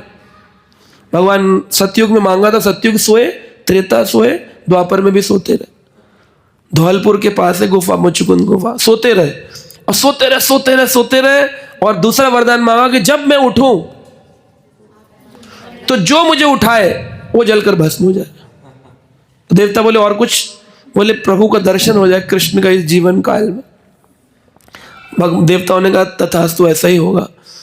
देवताओं के वचन थे भगवान को पूरा करना। आप कितने काम करने? मुचुकुंद का उद्धार करना है, उसको दर्शन देना है, काल यवन का वध करना है। जरासंध ने भक्तों से जाकर ब्राह्मणों से आशीर्वाद लिया है, विजयी भवा। तो भगवान कह रहे हैं अब 17 बार तो इसको भगा दिया, अब की बार अगर भगाया तो ब्राह्मणों को कहेंगे तुम्हारे आशीर्वाद काम नहीं कर रहे। तो ब्राह्मणों की रक्षा करनी है, वचनों की, देवताओं के वचनों की रक्षा करनी है, इसलिए कालयवन को मेंढक लिख कर दिया। तब वहां से जब वो कालयवन आया तो अगर वो भगवान गायब हो जाते तो वापिस चला जाता। भगवान वहीं खड़े रहे, वो बोलता रहा अघोरी नीच ग्वाले पापी, कृष्ण हंसते रहे, धीर प्रशांता। वो छूने लगा 1 फीट डिस्टेंस, स्कूल में होता था ना 1 आर्म डिस्टेंस करके खड़े हो जाइए लाइन में, इतना डिस्टेंस किया भगवान। जब वो पकड़ने आता था थोड़ा सा आगे हो जाते थे, उनकी गिरफ्त से निकल जाते थे। फिर कालियवन पीछे भागता था, भगवान भागते थे। भगवान ने 1 आर्म डिस्टेंस मेंटेन, क्योंकि ज्यादा दूर हो जाएंगे तो हताश होकर चला जाएगा, और पकड़ में आ गए तो यहीं युद्ध करके मारना पड़ेगा, मरेगा है नहीं। इसको ले जाना है गुफा तक। वो ले गए। सोचो मथुरा से धौलपुर कितना किलोमीटर, देखो गूगल में, 100+ ज्यादा ही होगा, 200 किलोमीटर लगभग होगा। हाँ 238 किलोमीटर भगवान 1 आर्म डिस्टेंस करके लेके गए, जैसे गाड़ी को पुल करते हैं, सोचो आप। और जब पहुंच गए तब अचानक से गुफा का इशारा करके इधर कालियवन आ रहा हूं। तब घुस गए अंदर और मुचुकुंद के ऊपर अपना पीताम्बर डालकर गुफा में छुप गए। और जैसे उसने आके लात मारी, मुचुकुंद जी उठे, उनकी आंख खुली, सत्युग से आंख बंद थी। पहला ही भक्त हुआ जिसने सोते सोते भगवान को पाया। हम लोग तो मंगल आरती उठ के नहीं पा रहे, सोते सोते भगवान पा गया। और भगवान उठा तो सीधी दृष्टि पड़ी कालयवन पे और तुरंत वो भस्म हो गया। ये भी नहीं पूछा हुआ रही हो, किसका बच्चा था, कौन था, आई कार्ड क्या, आधार कार्ड क्या, कुछ नहीं पता, फिनिश। तब घबरा गया, बोले किसका बच्चा मर गया। तब भगवान कृष्ण निकल के आए, इतना प्रकाश, बोले प्रभु आप कौन? स्वयं भगवान। क्या बोले? स्वयं भगवान। वो बोले प्रभु आपका दर्शन पाके इतना आनंद आ रहा, आपकी भक्ति करके कितना आनंद आएगा। भगवान बोले भक्ति करना चाहते हो? बोले हाँ। तुमने दर्शन मांगा तो दर्शन दे दिया। बोले अब दर्शन से भी बड़ा क्या है? भक्ति, प्रचार। बोले ठीक है, कलयुग में आना। तब कलयुग में वही मुचुकुंद पुंडलीक बन के पंढरपुर में जन्म लिए, वही मुचुकुंद, क्योंकि उन्होंने अब भक्ति मांगी थी, पहले केवल दर्शन मांगा था। तो उस कालयवन से अपने भक्तों की रक्षा करने के लिए, कालयवन का उद्धार कराने के लिए भगवान ने इतनी सारी लीला करी। कृष्ण करे एक लीला, करे 3-4 लीला करते एक लीला के अंदर। लीलाधारी कृष्ण है। इस प्रकार ललकारा भगवान कृष्ण को, गजराज के रूप में आया था एक, तुम हार मानकर युद्ध स्थल से भाग जाओ, मृत्यु तुम्हारी प्रतीक्षा में रत है। कृष्ण की ये ललकारने की प्रवृत्ति उनके अलौकिक चरित्र के विरुद्ध नहीं है, क्योंकि भगवान होने के कारण उनके चरित्र में सभी कुछ हो सकता है। अब कई व्यक्ति बोलते हैं कि भगवान कृष्ण स्वयं कहते हैं अहम बीज पदा पिता भोक्ता राम यज्ञ तप साम सर्वलोका महेश्वर, मैं ही महेश्वर हूं, मैं ही भोक्ता हूं, मैं ही पिता हूं, धाता पितामा अस्मि, कालो अस्मि, प्रभासो शशि सूर्य अस्मि, सब कुछ मैं ही हूं। खैर कितना घमंड नहीं तुम्हारे भगवान में। बोले धीर उदत्त है भगवान। घमंडी होना उनका एक गुण है, लेकिन क्या वो घमंडी है? क्यों? रामदास हाँ। कई लोग बोलते हैं आपके कृष्ण ज्यादा वो ओवर पार नहीं करते हैं, मैं ही हूं मैं ही हूं मैं ही हूं मैं ही हूं, ऐसा नहीं करते। तो उनको सुदामा का तो हम लोग एक बार पुस्तक वितरण कर रहे थे तो एक दुकानदार मुझे बोल रहा है, कह रहे जी आपके कृष्ण जो है ना हर चीज में कहते हैं मैं ही हूं मैं ही हूं मैं ही हूं। मैं कहा अच्छा हमारे कृष्ण आपके नहीं है? कह रहे चलो हमारे भी मान लो। मैं कहा अच्छा। मैं अच्छा एक बात बताइए ये दुकान किसकी है? कह रहे मेरी है। मैं बड़े घमंडी हूं। बोला मतलब? वो मेरी है तो मैं नहीं बोलूंगा। मैं कहा तो कृष्ण की सृष्टि बोलेंगे नहीं कि मेरी है? बोला अच्छा ये बात तो सोची नहीं। जिसका जो है वो बोलने में घमंड, तो घमंडी तो वो है जिसका नहीं है और वो क्लेम करे कि ये मेरा है। तो कृष्ण ने तो स्वयं जो है वो उसका वर्णन किया, तो कहां घमंडी हुए? वो जो है वो बोला कंपनी का सीईओ है। अब वो आया बोले जी आप कौन? बोले मैं सीईओ ऑफ द कंपनी। घमंडी आदमी बड़ा। बोले ये 2 बच्चे किसके? बोले हमारे। बड़ा घमंडी है। अरे जो है वो नहीं बोलेंगे क्या? सत्य बोल रहे हैं। तो ये है, तो कृष्ण घमंडी नहीं है। लेकिन जब भी वो ऐसी लीला कर रहे हैं अपने भक्तों के लिए ललकारना, अगर मेढक भी बोला उसको या जरासंध को छोड़कर भागे भी, या भगवान अपना गुणान वर्णन कर रहे हैं तो उनको कोई दोष नहीं लगता है, क्योंकि भगवान तीनों गुणों से परे हैं और उनके अंदर कोई भी अवगुण नहीं है। भगवान को कोई दोष लगता नहीं। समर्थ को नहीं दोष गुसाई, समर्थवान व्यक्ति को कोई दोष नहीं होता। तो भगवान कोई भी लीला करते उनको कोई दोष नहीं होता। तो ऐसा श्रील रूप गोस्वामी पाद ने यह वर्णन किया। महावराह पुराण में एक पुराण है महावराह पुराण, उसमें पुष्टि हुई है कि भगवान एवं उनके अंशों के दिव्य शरीर शाश्वत होते हैं। तो भगवान और उनके अंश, तो एक होते हैं स्वांश और एक होते हैं विभिन्नांश। स्वांश जो भगवान के शरीर से उत्पन्न हुआ, विभिन्नांश भगवान से थोड़ा विभिन्न है। ऐसे शरीर कभी भौतिक नहीं होते हैं, नितांत आध्यात्मिक एवं ज्ञान से पूर्ण होते हैं। वे समस्त दिव्य गुणों के आगार होते हैं। विष्णु यमल तंत्र में कथन है कि भगवान तथा उनके अंश सच्चिदानंद विग्रह होते हैं। अतएव 18 प्रकार के भौतिक कल्मशों से सदा मुक्त हैं। ये कल्मश है थकान। भगवान को कभी थकान 238 किलोमीटर हमने बोला है भगवान भागे, भगवान को कुछ नहीं हुआ। मरा तो खा लिया, पहले भाग के मरा बाद में जल के मरा। भगवान को कुछ नहीं होता, थकान नहीं होती भगवान को। मोह, भगवान को कोई मोह नहीं है। वही गोपियां 100 करोड़ जिनके साथ रासलीला करी, एक क्षण में त्याग करके द्वारकाधीश चले गए, मथुरा द्वारिका। त्रुटि, भगवान कभी कोई त्रुटि नहीं। कई बार लोग ब्लेम करते हैं तुम्हारे भगवान को सृष्टि रचना नहीं आता है, कैसी सृष्टि रच दी है, हैं? कद्दू जो है वो इतना बड़ा नीचे लगा दिया, बेर छोटे छोटे बड़े पेड़ पर लगा दिए। तो एक मित्र ने दूसरे मित्र से कहा तुम्हारे भगवान को सृष्टि रचना नहीं आता है, बेर इतने बड़े पेड़ पे और कद्दू छोटे पौधे पे। थोड़ी देर बाद थक गए थे, लेट गए, थकान हुई उनको, तो हवा चलने लगी तो बेर गिरा, आंख पे गिरा, टुड़क करके उठा।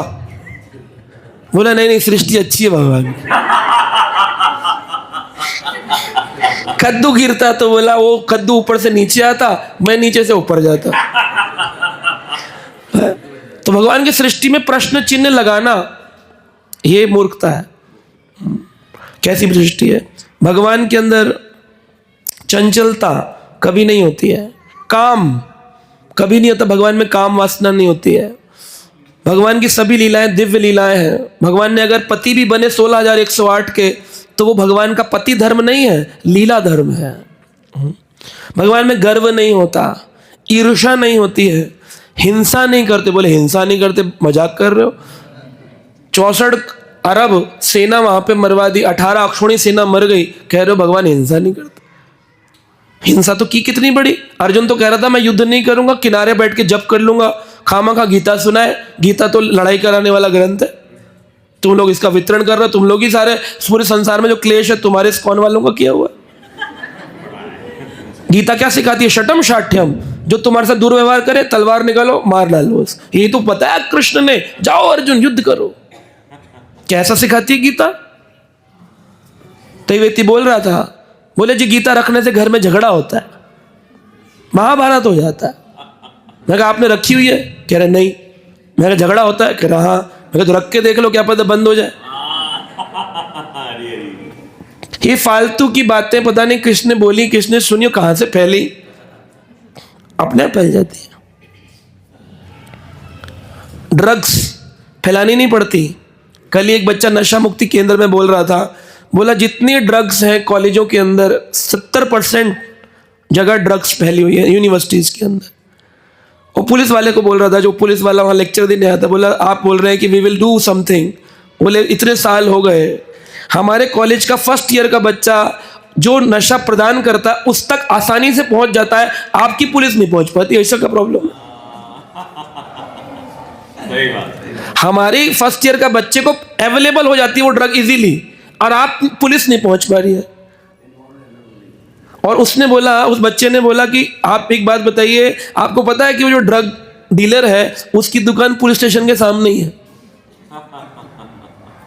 बोले we will do something. What you will do?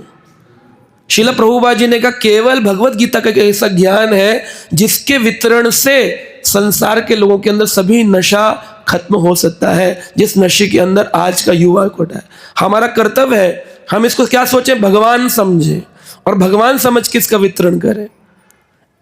इसलिए नहीं करना है कि तुष्ट गौर प्रभु ने बोला है बीबीटी की स्कोर बढ़ाने, इसलिए करना है। किस लिए करना है? भगवान प्रदान करने हैं हमको स्वयं। भगवान में और गीता में कोई भेद नहीं। भगवान विष्णु ने लक्ष्मी जी को स्वयं कहा पद्म पुराण में कि इसके 18 अध्याय, उसमें से पहले 5 अध्याय मेरे 5 मुख है, 10 अध्याय मेरे 10 हाथ है, 16वां अध्याय उदर है, 17-18 अध्याय मेरे चरण है। अगर कोई व्यक्ति गीता को मैं ही समझता है कि ये विष्णु भगवान है, उसको भगवत प्राप्ति हो जाती है समझने से ही। केवल पढ़ना तो बहुत दूर की बात है। सोचो आप, ये विष्णु भगवान लक्ष्मी जी को पद्म पुराण में क्या है, आप पढ़ लीजिए जाकर के। 18 महात्मा बताए गए पद्म पुराण में गीता जी के, उसमें वर्णन है। तो इसलिए गीता का प्रचार करना या गीता लोगों को देना, ये एक प्रभुपाद जी ने मूवमेंट बनाया मैराथन, लेकिन असलियत में इसका पर्पस क्या है कि लोगों को कृष्ण को देना। भगवान कह रहे वो मेरा सबसे प्रिय हो जाएगा समाज में जो कृष्ण को दुनिया को देता है। कोई लाना ले ना ले, आप कहेंगे कि वो लेते नहीं है, लोग ऐसा बोलते हैं वैसे बोलते हैं। प्रयास तो आपको करना है। 30 दिन में से अगर आप प्रयास करेंगे तो क्यों नहीं लोग लेंगे। अब कल तुष्ट गौर प्रभु जी पधारे, 100 कार्टन एक व्यक्ति को दे के आ गए, 100 बॉक्स भगवत गीता। हरि बोल। तो प्रभु जी ने प्रयास किया तो चला गया, है ना। हमने बॉम्बे में एक डिवोटी, हमको ऑनलाइन सुनते हैं, उनको 7 बॉक्स बोला, 7 कर दिए उन्होंने। एक को बोला 10 बॉक्स, उसने 10 बॉक्स कर दिए। तो वो इतनी दूर बैठा ले लेता है, आप सामने बैठे नहीं लेते, क्या दिक्कत है? शरणागति नहीं है। हम उसको एक समझते हैं कि अरे तो, और आप बोले मेरे पास पैसा नहीं, स्टूडेंट हूं, बहुत अच्छी बात है, हमने पैसा मांगा कब? आपको अपना पैसा तो देना ही नहीं, आपको तो गीता वितरण करनी है, उस व्यक्ति से लाकर मंदिर में देना। हमने कब बोला आप अपनी पॉकेट, अपने पेरेंट्स, अपने घर से अपनी ज्वेलरी बेचकर आप दो? हमने बोला ये क्या करना है? गीता लेनी है और गीता के बिहाफ पर आपको जो धन मिलेगा वो मंदिर में जमा कर देना है कि नहीं? ये मुश्किल टास्क है। तो ये है भगवत गीता का प्रचार। तो जैसा आज हमने समझा, प्रिया एक जो है वो अपने प्रियतम का प्रचार करती है, उसी भाव से एक भक्त अपने भगवान का प्रचार करता है। ये भगवान की एक माधुर रस लीला भी हो सकती है। भगवान ने कभी युद्ध करना नहीं सिखाया किसी को। युद्ध क्यों करना पड़ा? ऐसी स्थिति उत्पन्न हो गई थी अर्जुन की कि उसको करना ही करना है। अगर वो कहते 5 स्थान तुम्हें दे रहे हैं, 5 गांव रह लो आराम से, तो रह लेते पांडव। और बोला अगर तुमको पांव भी रखना है जमीन पर सुई की नोक के बराबर, तो युद्ध करना पड़े। अब कोई गला ही दबा देगा तो भगवान कृष्ण बोले कि करो। बोले प्रभु मैं मारूंगा तो फिर अपराध नहीं लगेगा? भगवान बोले नहीं। क्यों? क्योंकि अभी मैं कह रहा हूं कि करो। तो भगवान धर्मम तो साक्षात भगवत प्रणीतम, भगवान जो कह दे वही क्या हो जाता है? धर्म। तो अगर आज प्रभुपाद जी ने बोला पुस्तक वितरण करो, चाहे वो कोई बोले सेल्स कर रहे हैं, कोई बोले पुस्तक बेचते हैं, बांटते हैं, घेरते हैं, लेकिन अभी क्या हो गया? ये धर्म हो गया, ये धर्म हो गया। तो बांटना भी है, प्रचार भी करना है, विस्तार भी करना है, आप कर सकते हैं इसको। ठीक है। हरे कृष्ण। प्रभुपाद की। प्रभु जी, मेरा प्रश्न ये है कि जैसे जैसे जय विजय को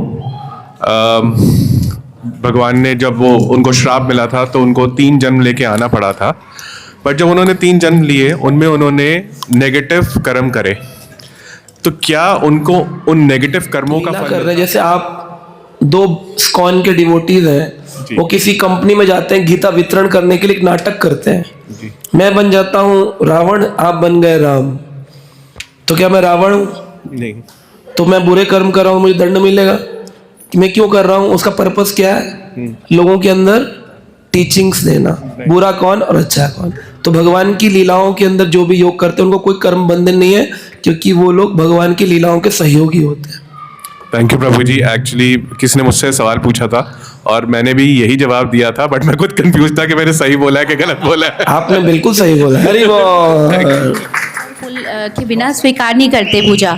तो जैसे अभी ठंड में तुलसी पत्र सूख गए हैं तो तुलसी कास्ट से करते हैं तो स्वीकार करते हैं भगवान? हाँ, मतलब किसी भी तरीके से पुष्प तो है, सूख गए तो क्या मंदिर में तो पुष्प आ रहे हैं, यहाँ भी है पुष्प।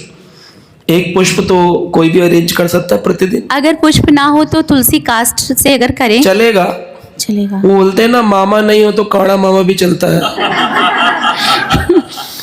लेकिन कोशिश करें कि पुष्प हो। रूप गोस्वामी ने लिखा, बिना पुष्प के कोई आरती स्वीकार नहीं होती भगवान। जी। कम से कम पत्र पुष्प कुछ तो होना चाहिए। कैलकुलेशन आप बताते हैं ना हमेशा ब्रह्मा का 1 दिन, और ये इसको आसान तरीके से बताइए ना, तो हमें याद रहे। कैसे याद रख इससे सकते हैं आसान इसको? और क्या बताऊं? बिल्कुल आसान मैं बताया। हमेशा भूल जाते हैं। देखिए, वेरी सिंपल।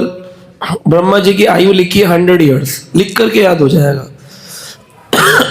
ब्रह्मा जी की आयु 100 ईयर्स। ब्रह्मा जी का day and night, day is called as kalpa, night is called as pralaya. सुबह को, दिन को कल्प कहते हैं, रात्रि को प्रलय। 12-12 घंटे में डिवाइड हो गया। तो 100 वर्ष ब्रह्मा जी के, एक वर्ष में 365 दिन, एक दिन में 2 सुबह और शाम। सुबह हो गई 12 घंटे, शाम हो गई 12 घंटे। तो दिन को कहते हैं कल्प, शाम को कहते हैं प्रलय। अब जो कल्प है उसका विभाजन करेंगे। एक कल्प में, एक दिन में 14 मनु की रचना होती है। 14 मनु, एक मनु जो है, 14 मनु लिख दिए, 14 मनु। अब नीचे उसको एक चार्ट बनाई, 1 मनु इज इक्वल टू 71 चतुर्युग। ठीक है। अब जो चतुर्युग है 71 चतुर्युग, अब नीचे लिखिए 1 चतुर्युग। 1 चतुर्युग का मतलब है 43,20,000 ईयर्स, 43,20,000 वर्ष। उसके नीचे 43,20,000 को और डिवाइड करिए नीचे, सतयुग, त्रेता, द्वापर, कलयुग। सतयुग हो गया 17,28,000 वर्ष, त्रेता युग हो गया 12,96,000 वर्ष, द्वापर युग हो गया 8,64,000 वर्ष, कलयुग हो गया 4,32,000 वर्ष। तो ये हो गया क्या? 43,20,000 वर्ष। ठीक है। तो 43,20,000 इंटू 71 इंटू 14, ये हो गया ब्रह्मा जी का। इतने सुंदर तरीके से आपने सारी चीज़ें एक्सप्लेन करी है। पर जी मेरा प्रश्न है कि जैसे आपने बताया पूर्णतम, पूर्णतर और पूर्ण, तो कुछ लीलाएं तो प्रभु जी भगवान के गोलोक में भी नहीं होती, आपने बताया। जैसे धनुष बाण भगवान गोलोक में नहीं लेते हैं, तो वो पूर्णतम कैसे हो गया? क्योंकि कुछ लीलाएं तो भगवान गोलोक में भी नहीं करते हैं। लीला नहीं करेंगे लेकिन रहता तो उन्हीं के पास है ना। जैसे भी आप शादी में गए तो आपने ड्रेस पहना एक, वो ड्रेस कोई ऐसा तो है नहीं कि जब आप वापस घर आएंगे तो अदृश्य हो जाएगा। लेकिन घर में जब आप रहते हैं, रिलैक्स रहते हैं, तो सबसे ज़्यादा कंफर्टेबल कब होते हैं आप? जब घर की ड्रेस में सो रहे होते हैं, वो कंफर्ट होता है। तो कृष्ण का सबसे ज़्यादा कंफर्ट जोन कौन सा है? जब वो अपने निज धाम श्री वृंदावन, गोलोक वृंदावन में है। उसके बाद भगवान को जब थोड़ा बनना होता है, थोड़ा सा मथुरा में बनते हैं, फिर थोड़ा सा द्वारका में और बनना पड़ता है, तो उसमें वो थोड़ा सूट वूट, आई कार्ड सब ड्रेसअप करते हैं। लेकिन जब अपने घर गोलोक में तो रहता तो है, उतार के रख देते किनारे के, ये सब की जरूरत नहीं है, यहाँ तो मैं स्वयं भगवान हूँ। तो इसलिए वहाँ पर रहता सब कुछ है, लेकिन उसका उपयोग नहीं करते भगवान। थैंक यू प्रभु जी। प्रभु जी एक और चीज़ है, ब्रह्मभूत आपने बताया, ब्रह्मभूत प्रसन्नात्मा, तो ब्रह्मभूत का अर्थ क्या है? मतलब लीन? नहीं, ब्रह्मभूत यानी भूत यानी जीवात्मा। हम जीवों को भूत कहा जाता है ना, इसीलिए बोले भूत पूर्व काल में वो थे, वो भूत बन गया। तो भूत काल, भूत कौन हो गया? जिसका पहले शरीर था, अब वर्तमान में उसका शरीर नहीं है। वो भूत पूर्व काल में था, अब नहीं है, इसलिए उसको भूत कह देते हैं। तो जीवों को भी भूत कहते हैं? हाँ, जीव को भूत ही कह रहे हैं ना, जीव को भूत ही तो कहते हैं।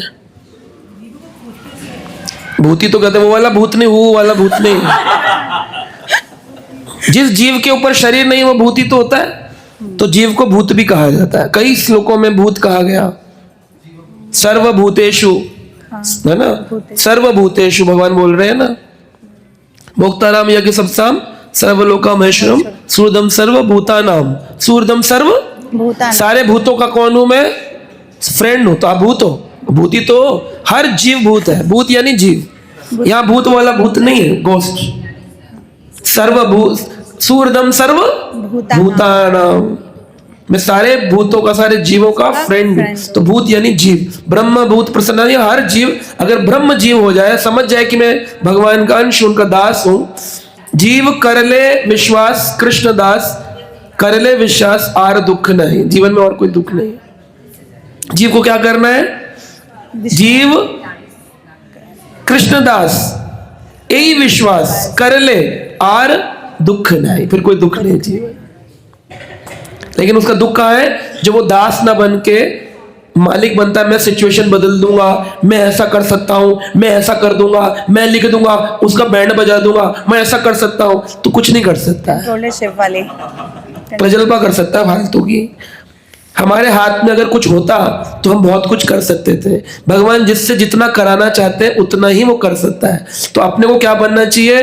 Be the instrument in the hand of God. भगवान के हाथ में निमित्त बनने का प्रयास कि ठाकुर जी मैं तो एक निमित्त हूं, जैसे उपयोग करना कर लो, मारो भी राखो भी जो इच्छा तो हार। ये निमित्त बनना है, कंट्रोलर नहीं बनना। मैं ये कर सकता हूं, कर ही नहीं सकते आप। भगवान को आपसे कराना होगा, अपने आप हो जाएगा। आप बस प्रार्थना करो मैं निमित्त बन जाऊं। आपके प्रभुपाद आचार्य हैं, वो कह रहे हैं प्रभु मैं नहीं जानता मुझे आप अमेरिका क्यों लाए, लेकिन मैं एक निमित्त हूं, जैसे चाहोगे नचा लो मुझे। यही प्रार्थना है ना? प्रभु जी अभी जो 28वां मनवंतर चल रहा है, तो इसी में कृष्ण आए थे ना, जो पिछला इसी द्वापर में गया कृष्ण है। आए और इसी के अंदर चैतन्य महाप्रभु आए। राम जी नहीं आए हैं इसमें? राम जी नहीं है, राम जी 24वीं चतुर्युगी। और चैतन्य महाप्रभु भी इसी में आए हैं, मतलब ना? कि जब भगवान लीला करते हैं तो हमने ये भी सुना है कि जब भगवान 1 साल के होते हैं तो इस ब्रह्मांड में आ जाते हैं, फिर वो वही 1 साल का अवतार फिर कहीं और चला जाता है बेसिकली। वही तो वर्णन किया कि भगवान के प्रतिदिन प्रति क्षण के स्वरूप है, शाश्वत स्वरूप। जी। जिधर जिधर जैसे जैसे स्वरूप प्रकट करना होता है भगवान का, वो घूमता रहता है। वो दूसरे ब्रह्मांड में चला जाता है जहाँ 28वीं चतुर्युगी चल रही होगी। इसका साधारण उदाहरण मैं देता हूँ। पहले जमाने में आपने देखा होगा कि कैमरा ऐसे गोल घूमता था, उसमें पिक्चर देखते थे, क्या बोलते थे उसको? वो गोल गोल घूमता था, बाइस्कोप। तो उसमें एक तो होता था सिंगल वाला, एक होता था चार बच्चे देख सकते हैं। तो एक इधर से, एक इधर से, एक इधर से, एक इधर से, ये 4 ब्रह्मांड हो गए मान लो। अब बीच में एक ही रील पड़ी हुई है जिसमें कृष्ण है, राम है, नरसिंह है, वरा है, और ऊपर से वो जो दिखाने वाला वो घुमा रहा है। तो ये वाला देख रहा है क्या आ रहा है इसके सामने? कृष्ण। लेकिन जब यहां से कृष्ण निकले, यहां नरसिंह प्रकट हो, तो कृष्ण कहाँ आ गए? इसकी आंखों के सामने आ गए। फिर यहां से निकले, इसकी आंखों के सामने आ गए। तो ऊपर का घूमता रहेगा, सारे ब्रह्मांडों में वही सेम शाश्वत स्वरूप प्रकट हो रहा है।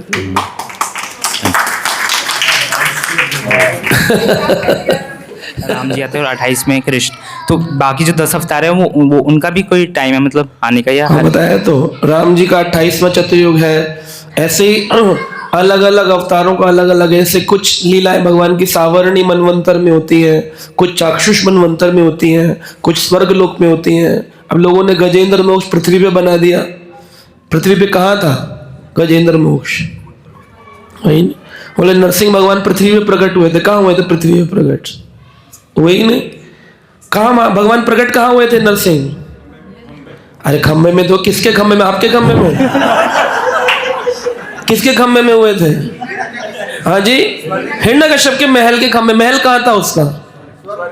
स्वर्ग में। तो फिर वहां कहाँ प्रकट? यहाँ कहाँ हुए पृथ्वी पे प्रकट? तो वो तो होते नहीं। गजेंद्र कहाँ था? त्रिकुट पर्वत के किनारे था। अब ब्राह्मण लोग ले जाते हैं, पुजारी आइए आइए गजेंद्र मोक्ष लीला दिखाया, यहाँ पर हुआ था। लोग भी सोचते ही हुआ होगा। अरे वो तो क्षीर सागर के किनारे, त्रिकुट पर्वत के किनारे, वो ग्रह और मगरमच्छ और हाथी गजेंद्र वहां विराजमान स्वर्ग लोक में। तो यहाँ थोड़ी हुई लीला, पृथ्वी लोक की ही नहीं लीला। त्रिकुट क्या है? हिरण्यकश्यप का महल कहाँ था और कहाँ? तो वहां कहा उसने क्या किया था आप देखो, अगर पूरा लीला पढ़ोगे उसने क्या किया, सारे देवताओं को अपने यहाँ बंदी बनाया और स्वर्ग से निकाल दिया। एते चांस कला पुंसा कृष्णस्तु भगवान स्वयं इंद्र आरी व्याकुलम लोक के मड़ंत युगे युगे। इंद्र के जब दुश्मन प्रकट होते हैं तब भगवान विभिन्न अवतारों को धारण करते हैं। उसने क्या किया, इंद्र को वहां से और वहां पर कब्जा कर लिया। सो कहा था उसका, देखो भगवान के एक काल में एक लीला, ऐसे तो नहीं कि एक ही बार भगवान आए। जो प्रहलाद है वो प्रहलाद कैसे बन गए?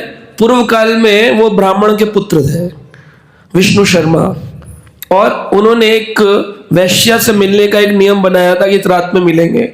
अनजाने में ही उन्होंने उस मंदिर की सफाई करी और पुष्प वृष्टि कर डाली, जिसके कारण से उनको पता चला वो रात्रि नरसिंह चतुर्दशी की रात्रि थी और वो नरसिंह मंदिर था। इस कारण से अगले जन्म में पद्म पुराण कहती है कि वह क्या बने, प्रहलाद। तो ये बात स्थापित करती कि नरसिंह प्रहलाद के लिए पहली बार नहीं आए, उससे पहले भी नरसिंह थे। तो भगवान नरसिंह की बहुत विभिन्न लीला है, केवल एक प्रहलाद लीला नहीं है। ये प्रहलाद लीला तो भागवत में इसलिए आती है, युधिष्ठिर ने एक बार प्रश्न किया नारद जी से कि नारद जी आपकी भक्त श्रृंखला इतनी लंबी है, एक डिवोटी का नाम बताइए जिसको आप सबसे प्रेम करते हो, फेवरेट डिवोटी। हर एक से पूछा जाता आपका फेवरेट स्टूडेंट, आपका फेवरेट टीचर, फेवरेट स्टूडेंट। तो पहली बार गुरुजी ने अपने शिष्य का गुणगान गाया। नारद जी ने, शिष्य बोले एक भक्त है हमारा प्रहलाद। जब उसकी लीला सुनाई तो युधिष्ठिर सुनकर बहुत चक्के रह गए। युधिष्ठिर ने कहा इतना ऊंचा भक्त है, पर हम तो बेकार है एकदम। तो फिर भगवान ने, नारद जी ने बोला नहीं नहीं ऐसा नहीं है, तुम लोग तो उससे भी उत्तम हो। बोले वो क्यों? प्रहलाद को कितनी देर के लिए मिले? भगवान नारद जी ने बोला कितनी देर के लिए मिले? बोले कुछ क्षण के लिए। लेकिन यूयम नरलोके भतभूरि भागा, तुम्हारे भाग्य की सराहना क्या करूं, तुम्हारे लिए तो मनुष्य लिंगम, भगवान मनुष्य बनकर के तुम्हारे घर में रहते हैं, जिनका दर्शन करने के लिए रात दिन राजधानी दिल्ली के अंदर सारे संत समा जाता है। तुम तो बहुत भाग्यशाली हो।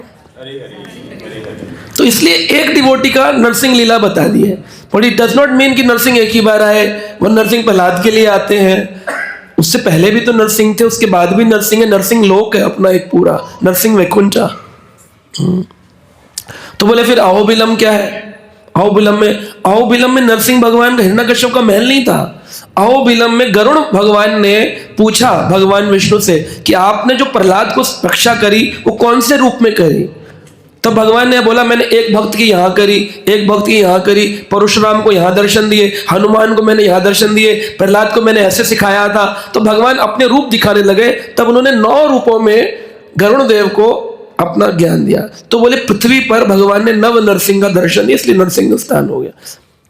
लेकिन ऐसा नहीं कि यही हिरण्यकश्यप का महल था, यही खंबा था, यहीं से निकले थे, ये नहीं, ये सब रॉन्ग थॉट्स है एक्चुअली।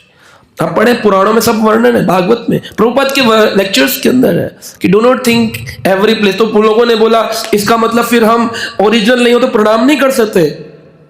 आपके घर द्वारका मंदिर में जगन्नाथ जी हैं, वो उड़ीसा के जगन्नाथ तो नहीं है, पुरी के, तो क्या आप उन्हें प्रणाम नहीं करते? तो नरसिंह तो जहां भी होंगे हम वहां प्रणाम करेंगे, उसी को धाम मान लेंगे कि जहां भगवान वहीं उनका धाम।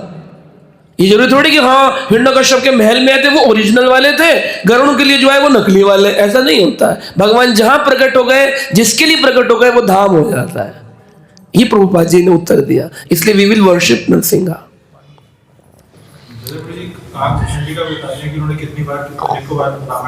हाँ कितनी बार देख ली काक भुसंडी, तो भगवान के बहुत बड़े ऋषि, ऋषि भुसंडी ऋषि नाम है उनका। वो हर बार कौवा बनते हैं, क्योंकि कौवे के रूप में ही भगवत स्वरूप का दर्शन उनको बार बार होता है, इसलिए वो बार बार बोलते हैं मैं 50 बार योनियां बदल चुका हूँ, 50 युग बदल चुका हूँ, लेकिन बार बार मुझे काक रूप ही अच्छा लगता है। तो ऋषि भुसंडी हर बार काक रूप लेते हैं। तो ये है भक्त का अपना एक अनुभव है ना, एक रूप में। आपको जिस रूप में भगवत अनुभव हो जाए वही सबसे प्रिय हो जाएगा आपका। क्लियर? प्रभु जी जैसे मतलब हर इतने एक मनु में 71 टाइम मनवंतर आते हैं, तो हर बार त्रेता युग आ रहा है, द्वापर आ रहा है, तो उसमें कोई लीला नहीं होती भगवान की? मतलब होती है ना, जैसी हो रही सेम टू सेम होती है। आपने कोई पिक्चर देखी मेरा नाम जोकर, उसको जब आई थी तब भी वही जोकर था, नहीं उसको पर 200 साल बाद देखे तभी वही जोकर है। नहीं, पर आपने बताया ना कि 24वें में आते हैं बस राम जी। हाँ, तो एक में एक लीला में एक बार आएंगे, दूसरे त्रेता में कोई और लीला होगी, तीसरे त्रेता में कोई और लीला होगी। अच्छा, लीलाएं तो हर एक में होती है ना, कुछ युग अवतार लीला होंगी, कभी गुण अवतार लीला होंगी, कभी मनवंतर अवतार लीला होंगी, इतनी लीला होती है। अब होता है सतयुग में भगवान हंस रूप में आए, तो सतयुग में हंस रूप में आए कि नरसिंह रूप में आए? तो एक युग में हंस रूप में आएंगे, एक में वो आएंगे, तो उसकी पूरी डिजिटलाइजेशन करी हुई भगवान का सिस्टम। एंड प्रभु जी अगर आप समझ ही गए तो फिर तो बहुत इजी हो गया ना। भगवान अचिंत्य है, उनको समझना मुश्किल है, तभी तो अचिंत्य स्वरूपम गोविंद आदि पुरुषम। एंड प्रभु जी आपने बताया था कि जैसे 1000 टाइम में से 9999 टाइम्स विष्णु से आते हैं कृष्ण, और एक बार स्वयं भगवान आते हैं। Yes. तो अगर जो विष्णु से आ रहे हैं, अगर वो किसी को मारेंगे तो उनको भी मतलब वैकुंठ मिलेगा? अगर नहीं मिलेगा, स्वयं भगवान मारते तभी वैकुंठ में। अच्छा, भगवान का अगर अवतार है तो फिर नहीं। एंड प्रभु जी आपने वो बताया था कि जो ब्रह्मा होते हैं वो एक भागवत ब्रह्मा होता है, एक जीव ब्रह्मा, तो उसमें क्या डिफरेंस होता है? मतलब जो 14 लोक में जो होते हैं वो जीव ब्रह्मा होते हैं, या 14 लोक में कहाँ होते हैं? एक लोक में एक ही ब्रह्मा होता है। 14 लोक में से एक में, हाँ, एक ब्रह्मा होते हैं, वो डिफरेंट लोकों में डिफरेंट होते हैं। जो विमोहित हो जाता है वो जीव ब्रह्मा है। अच्छा, ब्रह्म विमोहन लीला में जो विमोहित होता है वो जीव ब्रह्मा है। जो ब्रह्मा संहिता लिखता है गोविंदम आदि पुरुषम, वो भक्त ब्रह्मा है। और जो ब्रह्मा सृष्टि प्रकट करता है वो स्वयंभू ब्रह्मा है, जिसमें स्वयं ही भगवान सत्वगुण से, रजोगुण से, तमोगुण से अवतार लेते हैं, गुणावतार। तो सत्वगुण से विष्णु, रजोगुण से ब्रह्मा, तमोगुण से शिव। तो जो रजोगुण से भगवान स्वयं ही ब्रह्मा बने, क्या वो अपनी लीला से खुद ही विमोहित हो जाएंगे? तो वो जीव ब्रह्मा होता है, जो अच्छे कार्य करके ब्रह्मा के पद तक पहुंचता है, लेकिन अपनी सेवा में आकर के लीडर बन के विमोहित हो जाता है, तो वो जीव ब्रह्मा है। लेकिन क्या जीव ब्रह्मा भगवान का गुणान वर्णन कर सकता है? बोले नहीं, वो तो भक्त बनने के बाद ही कर सकता है। तो जो भक्त ब्रह्मा है वो गोविंदम आदि पुरुषम गाता है। इंद्र में भी ये डिफरेंस है? इंद्र में भी जी, अच्छा। एंड प्रभु जी एक क्वेश्चन और था, जैसे आपने बताया था कि जो गंगा वो चरणामृत होता है वो नीचे नहीं गिरना चाहिए, तो वो भगवान के चरणों से आ रहा है, तो ऐसे गंगा जल है वो भी भगवान के चरणों से ही आ रहा है, तो लेकिन उसमें तो हमारा पैर भी लगता है गंगा जल में, लेकिन उसमें नहीं लगता, उसमें डिफरेंस क्या है दोनों में? मतलब डिफरेंस कुछ नहीं है, डिफरेंस हमारे भाव का है। जैसे गंगा मैया की सेवा ही यही है कि हम लोग भक्त लोग उसके अंदर पाँव नहीं डालते हैं, लेकिन हम क्यों जाते हैं? हम इसलिए जाते हैं क्योंकि गंगा मैया ने एक बार पूछा शिव जी से कि कलयुग में जब मैं जाऊंगी तो मेरा उद्धार कैसे होगा? गंगा मैली हो गई, पापियों के पाप धोते, लोग आएंगे नहाएंगे, उल्टा पटांग नाटक करेंगे, खेलेंगे कूदेंगे, मैं गंदी हो जाऊं, तो मेरे मैले जल को कैसे स्वच्छ किया जाएगा? तो शिव जी ने कहा गंगा मैया चिंता मत करो, कलयुग में जो हरि भक्त होंगे, जो हरे कृष्ण मंत्र का जाप करेंगे, नाम जापक होंगे, वो संत जब आकर के आप में स्नान करेंगे तो वो आपसे शुद्ध नहीं होंगे, उनके स्पर्श से आप शुद्ध हो जाओगे।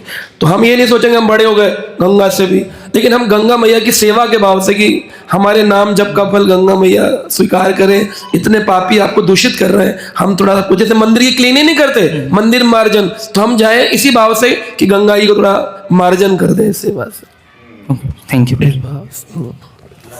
अभी बता रहे थे जैसे कृष्ण भगवान की जो है ना मतलब ब्रह्मा जी की 100 मतलब दिन में एक बार कृष्ण भगवान स्वयं आते हैं, 1000 बार, 1000 बार में। हाँ। ऐसे ही सेम मतलब 100 बार कृष्ण आने के बाद एक बार चैतन्य महाप्रभु आते हैं। हाँ। तो अभी जो चैतन्य महाप्रभु आए हैं तो भगवान की लीला में हरि नाम देने के लिए, बाकी टाइम में चैतन्य नारायण आते हैं सारे कलयुग में, तो गौर नारायण नहीं चैतन्य नारायण, हाँ गौर नारायण, गौर नारायण। हाँ। तो अभी जो दिए हैं वो सेम भगवान ही स्वयं भगवान सेम टाइम में आए हैं जो इस 28 मनवंतर में चल रहा है। हाँ सेम चैतन्य महाप्रभु है, स्वयं भगवान, स्वयं भगवान आए इसलिए हैं। चैतन्य महाप्रभु को बोलना गोल्डन अवतार, हाँ। या भगवान को बोलना युग अवतार, ये भगवत अपराध है।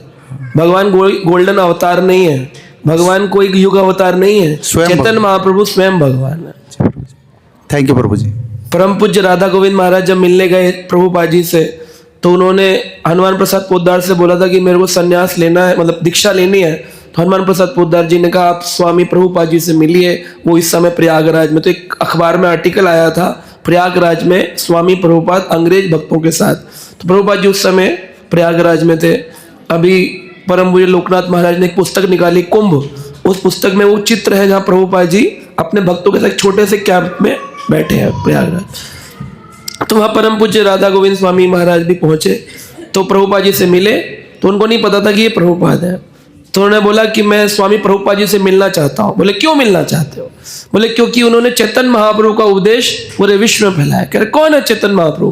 बोले स्वयं भगवान। बोले स्वयं भगवान थोड़ी है, वो तो राधा कृष्ण के युगल अवतार है। बोले क्या बात करते हैं, अवतार नहीं है, वो स्वयं भगवान है। प्रभुपाद जी ने कहा कि अच्छा ठीक है, बहस नहीं करी, प्रभुपाद जी चले गए। जब अंदर गए तो पता चला यही स्वामी प्रभुपाद जी से दीक्षा लेने आए, तो बड़े गिल्टी हो गए। फिर प्रभुपाद जी ने उनको तुरंत दीक्षा के लिए एग्री किया, क्योंकि प्रभुपाद जी बोले मैं बड़ा प्रसन्न हूँ कि एक व्यक्ति जिसकी निष्ठा है कि चैतन्य महाप्रभु कोई अवतार नहीं है, स्वयं भगवान है, ये केवल चैतन्य महाप्रभु का कोई पार्षद भक्ति हो सकता है। हरि बोल। तो ऐसा भाव रखना। तो ये बोल देना गोल्डन अवतार और युग अवतार, हम भी कई बार कहते हैं युग अवतारी महाप्रभु, ये रॉन्ग है, एब्सोल्युटली रॉन्ग।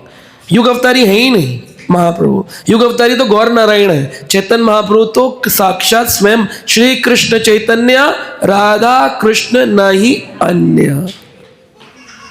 थैंक यू प्रभु जी। हाँ, आप भी अपने जीवन में भक्ति और शांति का संचार करना चाहते हैं तो देर किस बात की, जुड़िए हमारे YouTube चैनल कृष्णा टीवी से, जहां आपको मिलेंगे भक्तिमय वीडियोस, प्रेरणादायक भागवत कथाएं और अनमोल आध्यात्मिक ज्ञान। तो अभी सब्सक्राइब करें और हमें फॉलो करें एवं अपने प्रियजनों के साथ ये दिव्य यात्रा साझा करें और आध्यात्मिकता की ओर कदम बढ़ाएं। हरे कृष्णा।